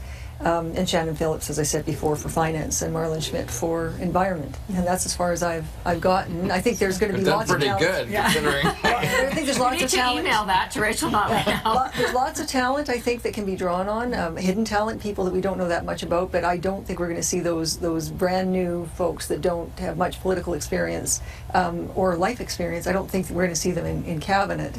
And they're going to have to draw very heavily on good advisors from outside of caucus. I wonder if they'll bring in the federal NDP, because they've had so much experience in dealing with these surprise wins, the Orange Wave in Quebec. And there are a lot of NDP crossovers, like Brian Topp was a federal NDP campaigner, and one-time leadership candidate, and he's been running the war room up there, and there's others with connections.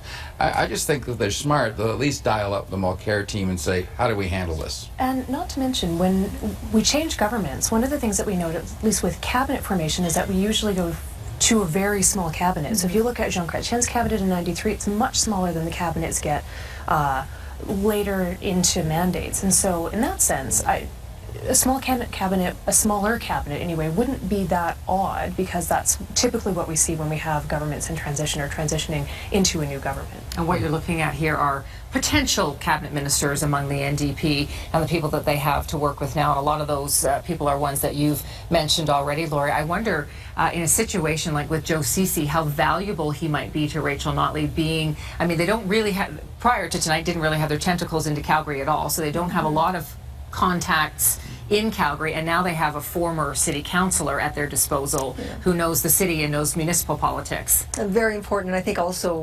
liaising with the mayors of both cities are going to be, that's going to be very important, and with the business community. I mean, Rachel Notley has got to connect with people that are worried about what the future is going to look like. She's going to do that fairly quickly. I think we're going to see an immediate and negative reaction tomorrow, but I think she can turn that around if she's careful and consults with and brings alongside the right people. I think it'd be a much better prognosis. Let's take a look here. We're going to Fort McMurray now, where Brian Jean, Wildrose leader, is coming into the room, surrounded by his supporters and feeling very happy tonight. He's made great gains. They went into the night with 5 seats.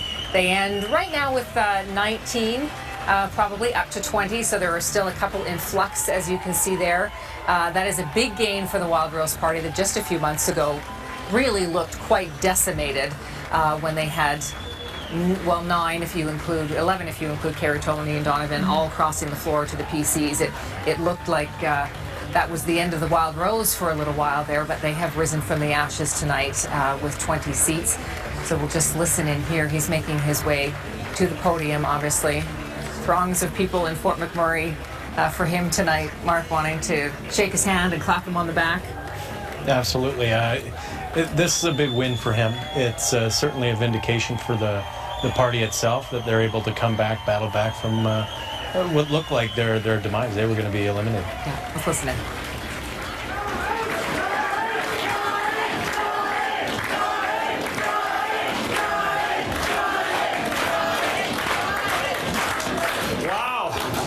What a campaign. What an incredible election, and what a change in Alberta. Historic. It's unbelievable. Now, folks, Folks, before we look at where we are today, we should look at where we were just 5 months ago. In fact, just 2 months ago. How about just 1 month ago? Wow. And where we are today, it's very, very unbelievable. You know, it was just a few months ago that pundits and elites right across this province said that the Wild Rose Party was dead, that it was gone, and this juggernaut was going to take over the province, and how many seats was he going to get? 79? 82? Well, we've seen a complete change in Alberta.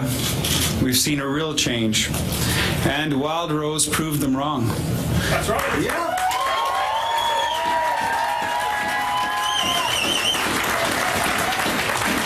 Now, do you know why? The reason why they were wrong is because they forgot the important thing about politics and the important thing about the Wild Rose, and that is that the Wild Rose Party is not about one person. It's not about Brian Jean. It's not about any single MLA. It's about all Alberta. Yeah!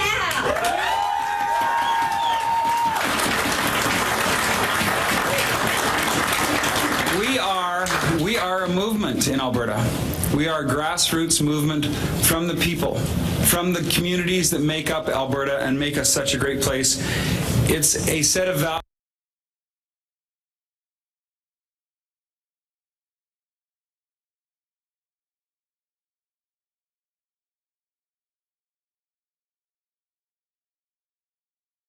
values and a set of principles, and when you focus on principles and stick to those principles, you can accomplish great things, and we have accomplished a great thing tonight.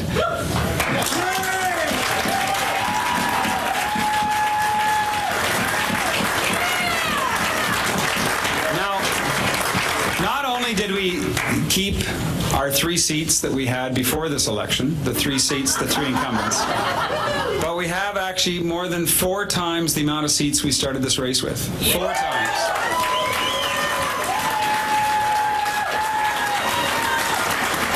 And not only that, what makes it so exciting is that we're not just in southern Alberta, we're not just in the fringes of Calgary, but we're right across Alberta.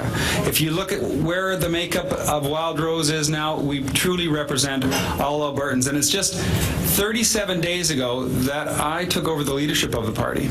And I don't know if you know what it's all about in politics, but when you take over the leadership, you take all the problems and all the solutions that party has. And it's been unbelievable, the difference. 37 days, and we have prospered mightily.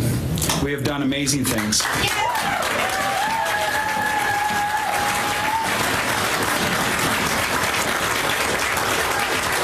And I think the one lesson we can all take from this is the lesson for the future. And that is that Albertans and all voters right across this country will not stand for backroom deals, governments that are play favorites or cronyism, or just when it starts to stink a little bit. You have to know that voters will not put up with it. And that's the lesson for all governments, that when you give away golden handshakes and money that doesn't belong to you, you will pay the price for that. And we understand tonight that Albertans are looking for a difference. And you know, we were a very effective opposition, the most effective opposition in Alberta's history. And you know, starting tomorrow, we're going to show Rachel Notley a little bit of that opposition.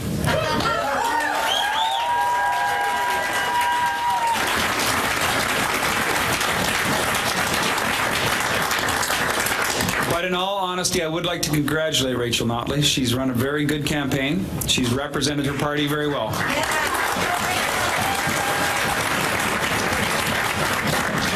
And the next 4 years are going to be interesting, to say the least. There's a lot of challenges in front of us. But I think that we can, and I've been clear since the start of this campaign, that I can and we can work with her on ideas to reform our government and other ideas that do great things for our province. Because it really is truly about governing for our province and making sure that Albertans have the best quality of life in the world. And that means that Alberta has to work together. All Albertans have to work together, and the government itself needs to fight for all Albertans. But let there be no question that Wild Rose we'll stick to our guns. When I said that we won't raise taxes, I meant we won't raise taxes. When I said that we would fight for health care and seniors care, I meant that we would fight for health care and seniors care.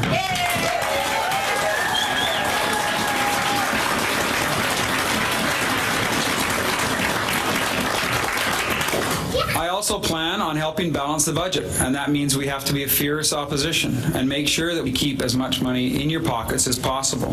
Thank you. You're welcome. Albertans did vote for us because of our ideas and our principles, and we won't abandon them because we don't give in to the temptation of power to corrupt our principles.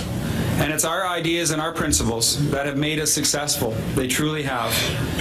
And those are the ideas and principles that will make our children's lives better and our grandchildren's lives better. We have to make sure we manage the economy today, balance the books today for their future. And I know that it might be tough because it is an NDP government.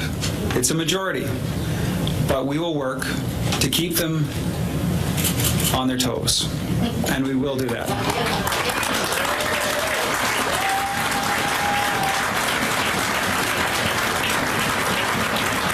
Now, as far as Mr. Prentice goes, as you know, I did know Jim in Ottawa, and I want to thank him for his service because it's no small thing to be a politician, even though many people will say things about you. The truth is it's a very difficult job. And to be the Premier of the province and a leader of a party is not a small job either. And I'd like to thank him for his dedication to the people of Alberta because Jim Prentice tried his best. He was at the wrong place with the wrong party at the wrong time. But the truth is he tried his best, and I want to thank him for that, and I wish him every success in his private life.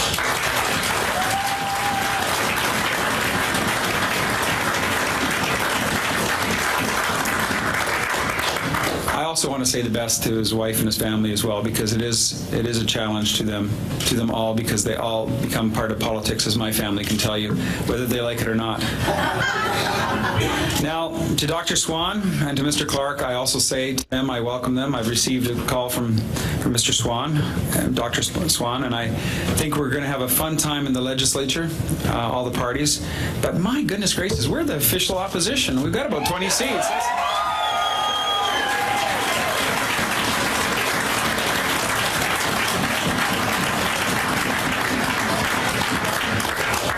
I don't know if there ever has been in the history of Alberta an opposition leader from Fort McMurray.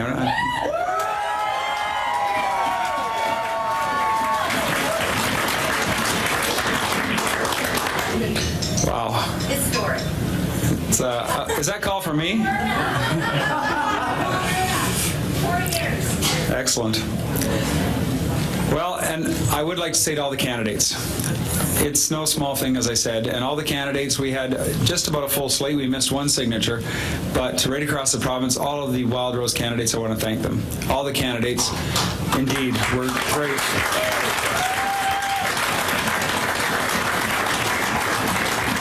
And you know, if I could say this, I want to congratulate my candidates. Not one of them screwed up. That's pretty good. In politics, that's pretty good. So that's amazing. And I'd like to congratulate myself. I didn't screw up either. So. No, but honestly, I do want to thank all of the people that helped put this campaign together. I'd like to thank all the people in Fort McMurray. They gave me their trust. And Tanny, you know, we really appreciate it. We are moved. We will work hard for you. We will be honest, and we'll stand accountable. Our challenge here is, you know, it's going to be tough. Our region is much different than the rest of Alberta in many ways, and similar in some. But the truth is we have a lot of challenges, and we're going to have to make sure we work with council and work with the municipality to fulfill all those challenges and make sure we take our case to Rachel Notley and the NDP, because it will be necessary to work together and do great work to, you know, serve the people of Fort McMurray, get an infrastructure in place, fix our health care, our seniors care, get Willow Square in place as soon as possible.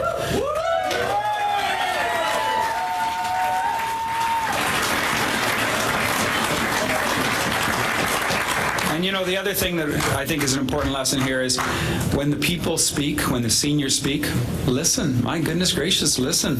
Because otherwise people like me get back into politics and we're all going to see some change. I owe a lot to my volunteers. They've been with me for a long time. They have helped me get elected in 5 elections now, and I'm very humbled by their continuous support of me. It is something else to see, especially when we've gone from Ottawa to Alberta, and now we have a new challenge ahead of us, which is going to be very unique in that our government is not been in power before. But it will be something to see, and I'm looking forward to it. Tomorrow, we're going to get back to work. The Wild Rose is going to get back to work. We have a caucus meeting to get together, and we have to talk about how we're going to set up our critic portfolios and get everything in order. I will tell you that we have been doing it for some time, but let's just have a celebration tonight. I've had a great 30 days, actually a great 45 days, visiting all Albertans right across the province, and I can't tell you how humbled I am to be here today. So I promise you, I will work hard, I will stand accountable, and I will continuously take the fight for our priorities to the government in Alberta, in Ottawa. Thank you.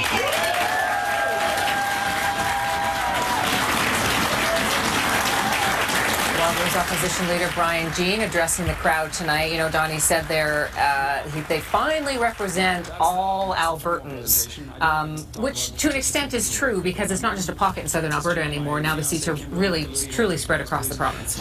Yeah, and let's give him congratulations. I mean, this is a guy that came in under tragic circumstances. He lost his son. He wasn't supposed to be there. This is not supposed to be a competitive party. And that speech, I've been covering Brian Jean since he became an MP in the House about 8-9 years ago, and I've never heard him give as good a speech as that, to be honest with you. So, yeah, he's got to be the official opposition leader. And with an NDP government that's got so many untried and unproven people that are going to be running this province, he's probably got his hands full. Laurie, he's joked throughout his campaign that he was a bit of a broken record with no new taxes, and he was criticized for it, but that obviously resonated with people. Yep, I mean, to the base, absolutely. And obviously he reached in some areas, into some areas that he hadn't been in before, in his own riding in particular. It's certainly a step in a direction that many people did not expect. I mean, he was given up, or the party was given up for all but dead when the floor crossing happened, and this certainly has proved a lot of folks wrong. He's talked, Mark, about getting right down to work as the opposition against the NDP. How will he work with the NDP? What's that going to look like? Because we're now talking extreme right, extreme left. Well, I mean, at the end of the day, the NDP doesn't need him to work with them. They've got 53 seats, so they can do whatever they want. But will it be acrimonious, I guess, is you know what? If it's going to be interesting to see, because with a new leader, what the tone and tenor of the opposition is. The Wild Rose has been a very fierce opposition party. They've been mean-spirited. The government did not like standing in question period taking questions from the Wild Rose party. It'll be interesting to see what their personality is under Brian Jean. Well, I think it'll be interesting to see how Rachel Notley responds. If she continues to do as she's done throughout the campaign, I think that might be a very effective strategy. When you look at the Wild Rose tonight, there's something that sort of, I think when I look at the room and I listen to Brian Jean, now is Danielle Huth. She's gone. She's wiped out, and the memory of her is gone even. And this is now seems to be a whole new group of people under Brian Jean. Yeah, the role of the official opposition, Danielle Smith missed it. The moment that she said the role of the official opposition is to take down the premier is when we all howled, when we're like, no, we're going to have to get people to unlearn this. The role of the official opposition is to hold the government to account, but also to pitch an alternative vision of government directly to the voters. And from what Notley and Jean have indicated, I mean, they've already got common ground on party and campaign finance reform, and I would imagine, given that Jean is from Athabasca. There's oil sands development up there. I would imagine that Notley's not going to want to move things in an acrimonious direction there precisely because they're going to be getting into a royalty review. So I would think that things will proceed a little bit more delicately and in a much more friendly kind of way than we might have seen under Danielle Smith. But I mean, Danielle Smith, it was clearer with the by-elections. It was just whatever Redford says, I'm going to do the opposite. And it wasn't a cohesive vision, and it was meaner, I think, than when it needed to be. Albertans were looking for more substance. I'm just going to interrupt quickly to take a quick peek at Calgary Cross here. We can now see that former Calgary Police Chief Rick Hansen has been defeated. All 79 polls showing now an NDP candidate, Ricardo Miranda, the NDP candidate winning Calgary Cross. That was Yvonne Fritz's longtime riding there. Manmeet Bhullar, Calgary Greenway, has managed to hold on to that riding. He is the incumbent MLA there, also the former infrastructure minister, and he has held on to that riding. So we're now back in Edmonton. This is a live shot of the NDP headquarters. Rachel Notley making a very triumphant entrance into the room. These will be brand new security guards, you can see, with their earpieces, protecting her as she makes her way through the crowd with the brand new title, Premier Designate Rachel Notley, as she makes her way up to the stage. The crowd going wild there. Let's listen in.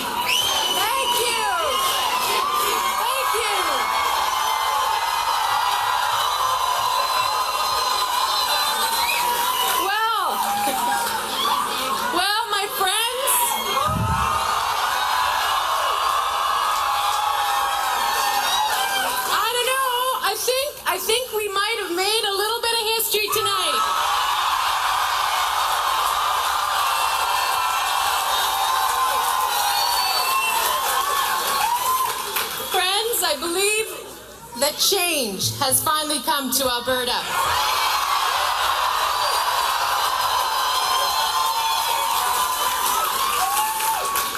New people, new ideas, and a fresh start for our great province.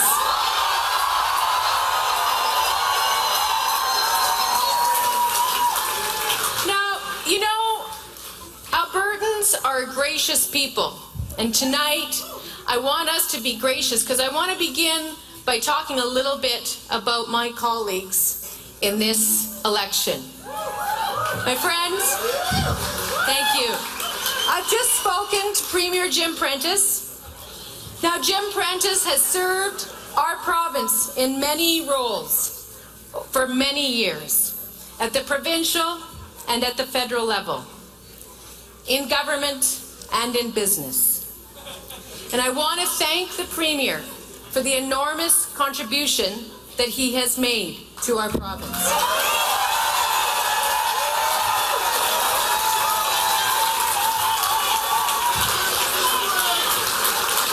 Whatever he will do in the next step in his journey, I know he will be thinking about how to build Alberta.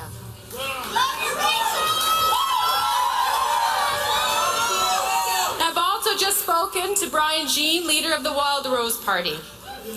Now, Mr. Jean stepped into his job as leader only a few weeks ago, and he now takes up his role as leader of the official opposition.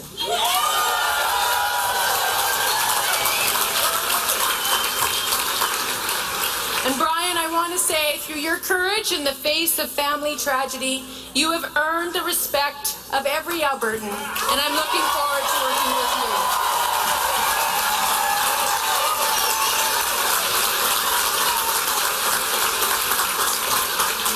And I also spoke with Dr. David Swan.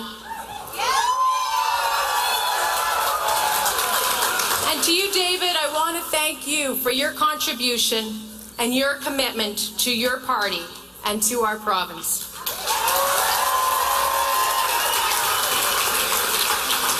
And to everyone who ran as a candidate in every party in this election, and the thousands of volunteers who supported them, I want to thank you for your dedication and your service.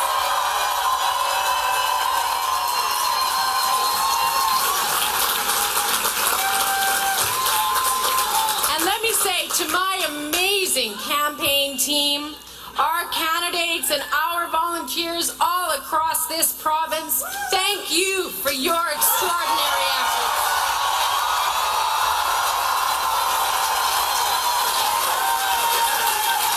And you know, I'd like to just say one thing about our candidates and our elected MLAs. I haven't done the math yet, but I think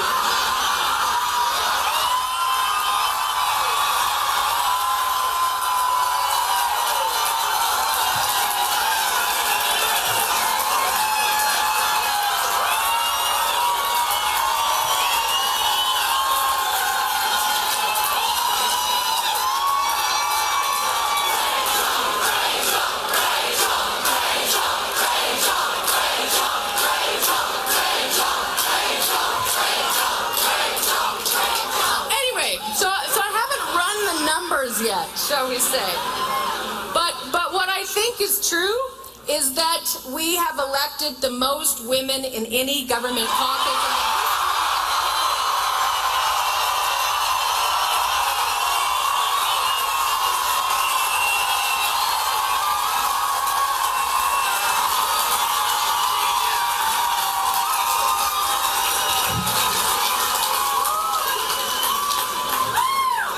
So that's kind of cool. So, but most of all, to the people of Alberta, I want to thank you for putting your trust in our party.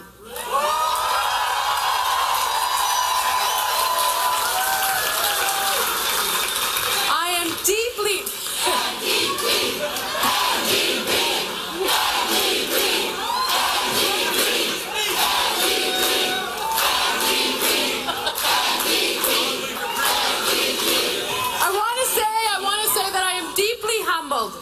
and I want to pledge to you, the people of Alberta, that we will work every day to earn your trust.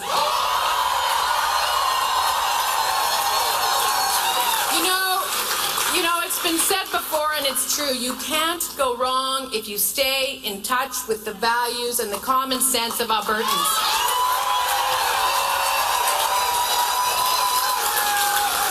In this province, we're optimistic, we're forward-looking, we're entrepreneurial, we're community-minded, and we are careful with the family budget. And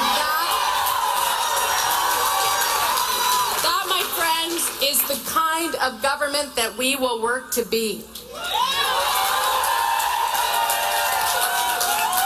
I'd also like to say, you know, to Alberta's job creators, great and small, in the energy sector and in every other sector, our government will be a good partner, and we will work with you to grow our economy and to secure a more prosperous future for every Albertan in every community.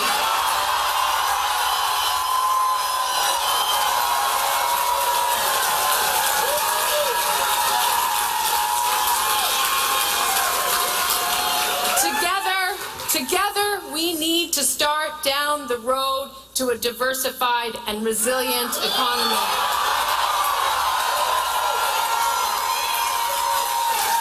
We need, finally, to end the boom and bust roller coaster that we have been riding on for too long.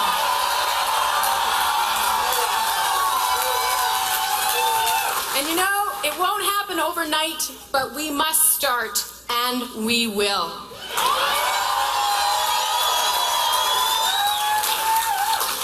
So to our province's skilled and professional public servants, to the teachers who inspire our children,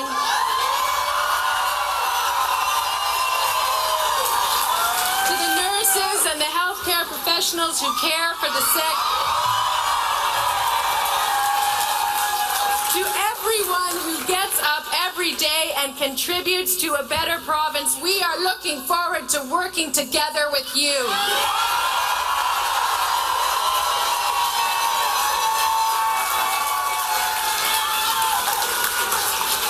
To Alberta's Indigenous peoples.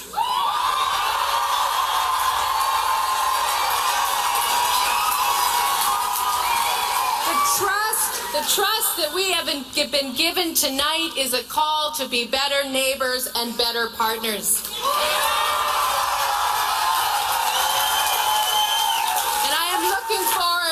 looking forward to consulting with you and learning from you.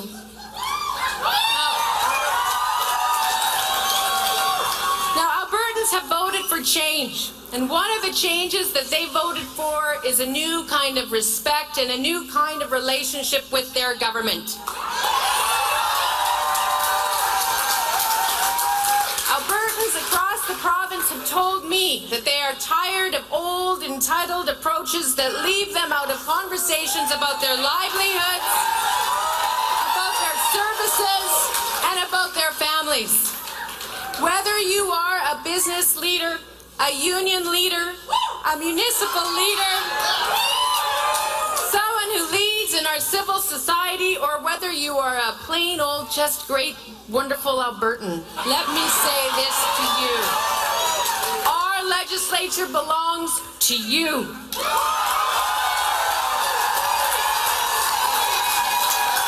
The government belongs to you, and you will be treated with respect.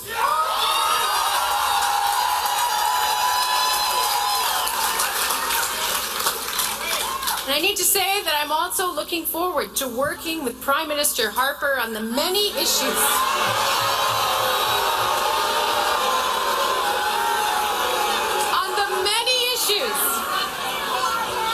because, you know, we're kind of part of this country, folks, you know? So I am looking forward to working with Prime Minister Harper on the many issues and projects that engage our province with the federal government.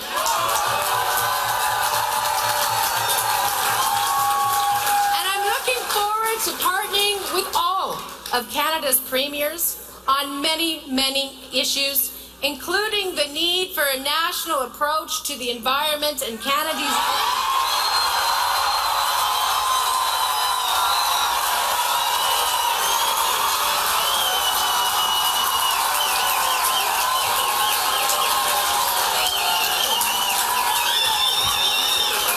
and to work with my premier colleagues as well to build Canada's energy sector so that we build bridges and we open markets instead of having a black eye. That is what we're going to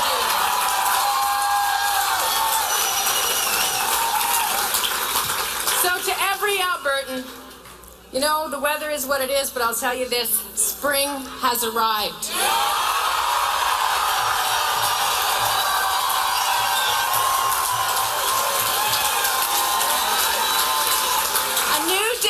A new day has begun. You voted for change, for better public health care, for better schools, and for good family supporting jobs, and we will answer your call.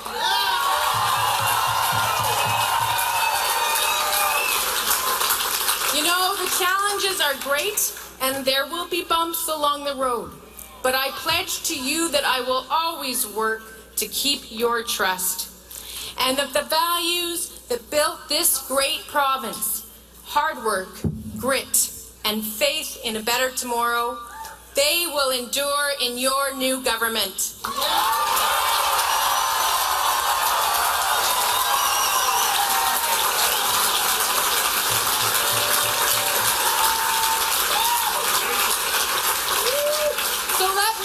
let me just conclude by thanking my family for the love and the patience and the support that they have always given me.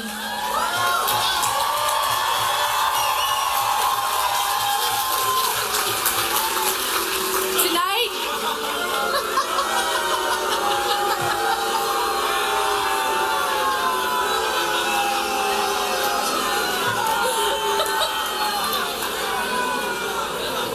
for those of you who can't hear, that's Lou, not Boo. Tonight I'm also thinking about my mother and my father.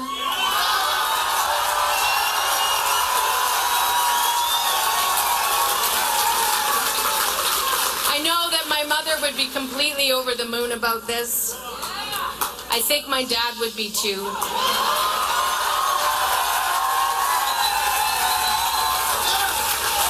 I'm sorry we couldn't see this. This really was his life's work, but I say this, I know how proud he would be of the province that we all love.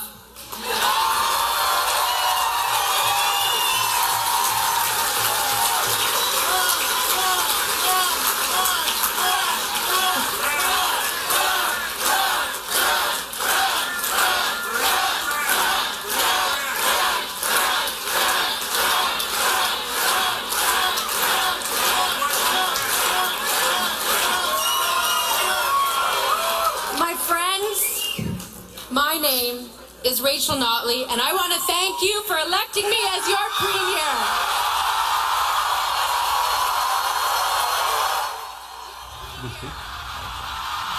Oh, good speech, and you know she's been waiting to say that all night. I want to thank you for electing me your premier. Just give me a reaction to the speech, first of all, Don. I mean, it was very gracious, but compare that to what we heard earlier from Jim Prentice. Ooh, you couldn't get more of a contrast. No. One surly and bitter about losing, one gracious in victory. She covered all the bases.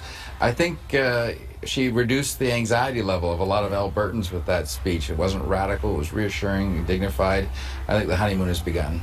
She really, Lori, reached out not just to the business community, but to, the Prime Minister, and it really did seem like she was trying to say whatever scary things you heard during this campaign, don't believe it. It's going to be okay. She had to do that. I mean, that has been the concern. And of course, those of us who are speaking to people in other parts of the country, they're sort of wondering what the future is going to hold. And she gave that reassurance. She gave a very clear indication that she is pro-business, but she wants balanced development. She wants Alberta not to be the bad guy on the environmental scene any longer, but actually be a province that's looking at dealing with a balance, both environmental protection and economic growth. And she wants to partner with all Albertans. And I think that's a really good outreach, and I think a very reassuring message. She said, Mark, she mentioned her father there and said that he would be so proud of Albertans, but I think he would be very proud of her too in this position. She has done what he did not. She ran an amazing campaign. It was virtually flawless. I mean, the mistakes that they made, they recovered very well from. She performed amazingly in the debate, and she's already got a honeymoon. She is the most popular leader in Alberta. Her approval as an opposition leader was 65%, which is higher than Jim Prentice ever got. Mm-hmm. All subject to change with that as quickly as possible. Well, you get a honeymoon first. Yeah, sometimes a very short one. Hi, Jim Prentice. Well, Melanie, she mentioned that she has had the most women elected, and we have to note too that this is the second time that Alberta has elected a female premier. Alberta is the first province to send 2 women as premier-elects to government. So we've always been on the forefront of a lot of equity claims, especially when it comes to removing legal barriers and getting a lot of electoral firsts. So with Alison Redford in 2012, we elected our first premier who was a woman, and with Rachel Notley, we were the first province to do it twice. Let's just explain what this graphic that you're seeing right now, this is vote percentage and how that actually translates into the number of seats. It's the vote value that you're seeing there. So percentage of votes versus percentage of seats, and then actual number of seats is what you're seeing there. She talked a lot about, Melanie, too, staying in touch with the values and the common sense of Albertans, and that's really what you were talking about earlier in the evening about populism. Yeah, I think she's got the populist touch, and I think based on what she's seen, how she's seen things go with Jim Prentice, I think it's clear that she understands that this is the way to operate in Alberta politics, especially, and I think this is part of the bit that's reassuring as well, where I think a lot of Albertans feel disengaged from their institutions, and they feel as though powerless and sometimes helpless when it comes to actually affecting any kind of change in provincial politics. So to have a premier say, the government belongs to you. We're going to listen to you, we're going to respect you. This is a new tone in Alberta politics, and I think it's a welcome change. It's not something that we've seen in too many provinces, really, Don. No, not really. I think she's tapped onto something important here, Melly did, in that she understood that this wasn't necessarily, I'm voting for Rachel Notley. It was, I'm voting against those guys, and she knows why they voted against her. So she's reaching out now to check off all the areas that cause people to vote against the PCs en masse. And now she's got to address those. But the logistical challenges are still ahead for her. She's got to find a cabinet and she hasn't got a deep talent pool necessarily, but that's what's going to make this such an exciting time in Alberta over the next 4 years. Yeah, we've got about 30 seconds before we roll into our 11 o'clock news hour, Lori, but certainly she's got a big job ahead of her with a brand new cabinet and some inexperienced people, but she's got the joy and the pleasure, I guess, of trying to decide who goes where and how do we make the best of it. Well, I think it's going to go beyond what she's doing within government. I think she's going to be looking much more carefully at how to reach out. She said that she does want to work with Albertans, and I think she's going to be looking for connections with leaders in a number of areas, and that's going to be the key to her success. She has promised a lot in that speech. That's a very tall order. That's a very difficult thing to manage, and it's going to take a lot of work and a lot of support to make good on those promises. Well, let's just take you through the numbers one more time. NDP ending the evening with 53 seats, the Wild Rose Party with 21, the PCs 11, the Liberals picked up 1, and the Alberta Party picked up 1. A major seat change here. The PCs lost 61 seats on the evening. An incredible night for Alberta politics after almost 44 years. The PC government has been defeated, and there is a new NDP majority government in this province.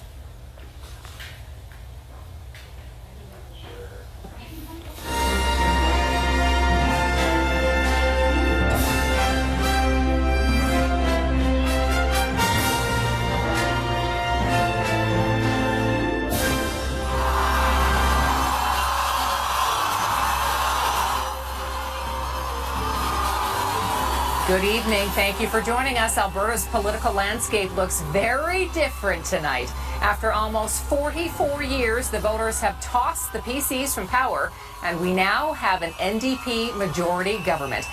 This is the scene at the NDP headquarters at the Westin Hotel in Edmonton.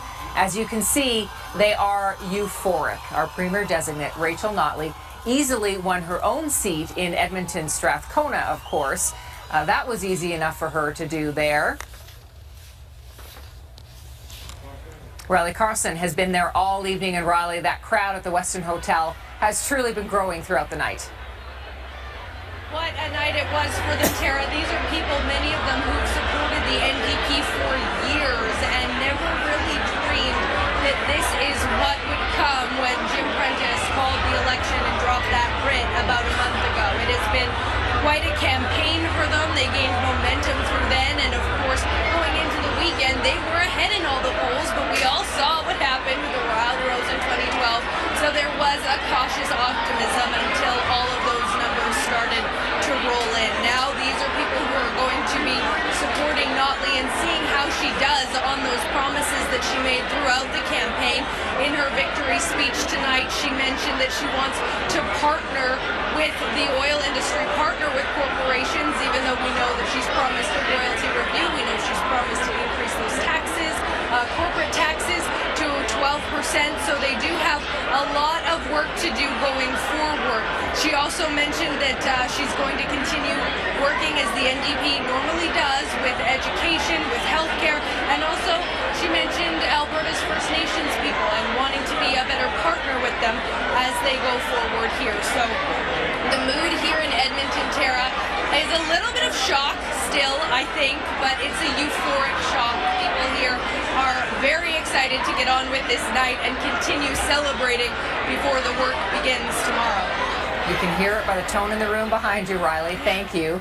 The official opposition is the Wild Rose, led by Brian Jean. Jean was running in the riding of Fort McMurray-Conklin. We'll see if we can bring up his standings and see how he fared against his opposition there. The closest contender was the NDP this time round. He knocked out PC incumbent Don Scott by getting almost twice the votes. Brenna Rose is in Fort McMurray tonight, and Brenna, I imagine there is a lot of jubilation in that room too. Oh yeah, it was quite the party tonight. Brian Jean just absolutely elated, surprised, and just very excited about the future of this party. Now, during his speech, he said that this election is giving a lesson to all governments, and that's that Albertans and voters across the country won't stand for backroom deals anymore. He also says that all Albertans need to work together. That means all parties. He also went on to congratulate Rachel Notley. He says that he's looking forward to working with her, but that there is a lot of work that needs to be done, and he's ready to get right to it. He tells me he'll be holding a caucus meeting likely tomorrow. All right, Brenna, thank you. Jim Prentice has stepped down as both leader of the PC party as well as the MLA in Calgary Foothills. He won that seat quite handily tonight. The next closest was lawyer Ann Wilson of the NDP, but he has decided to step down and return to the private sector. The PC party was set to have a party at the Metropolitan Centre tonight. Chris Epp and Jocelyn Laidlaw have been there all evening. And guys, the mood was pretty somber almost from the moment the polls closed tonight. Yeah, it didn't change at all. The room hardly filled up. There was a crowd that did come in with Jim Prentice when he made his entrance finally into the room, but there's a bag of balloons here beside us that were never blown up, seats that were never occupied. I think the mood was set early on in the evening when you saw sort of an auditorium-style seating here. They did not expect a party. I don't know that they expected Jim Prentice to walk in the room, concede defeat, and then promptly resign as leader and as MLA. Yeah, and a few minutes before that, the caterers were taking away all the food because it was sitting there. Nobody was eating it. Nobody was in the mood to party. Now, what is interesting is that, along with Jim Prentice, two other would-be MLAs stopped by. Gordon Dirks, who, of course, lost, the education minister, who lost his seat in Calgary Elbow, and also former Chief Rick Hansen, a very popular candidate who retired from the police service and 3 weeks later announced he was running for the party in Calgary Cross. He was thought to be a sure thing. He wasn't a sure thing. He lost by 100 votes. Like so many other people surprised, and Hansen admitted that he was surprised. He did not see this coming, but he also says that wouldn't have changed his mind. He was ready to give up, retire from policing, and try something different. Just did not work out the way he'd hoped, he says. Yeah, you didn't see a parade of MLAs through here, but what you did see was a bit of a philosophical approach to how this evening ended up. Definitely tears in this room, and now it's mostly just the media left, Tara. Okay, Jocelyn and Chris, thank you so much. Liberal leader David Swan has been re-elected in the riding of Calgary Mountain View. You can see there, winning quite handily. It was thought that his biggest competition might be from Mark Halati, the former PC MLA for that riding. But that means just one seat for the Liberals. They have lost the other 4 that they had in the province. The PCs have been reduced to 11. The Wild Rose is sitting at 21. And the NDP have picked up 53 seats in the province. Let's bring in our panel now. Laurie Williams is Associate Professor in Policy Studies at Mount Royal University. And when you look at that scene of the PC party headquarters, that just tells you everything about the devastation that party has seen this evening. No, completely decimated.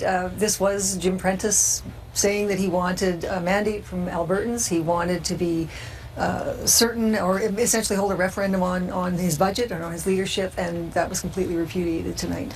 Mark, going into this, all the polls were suggesting that this was going to be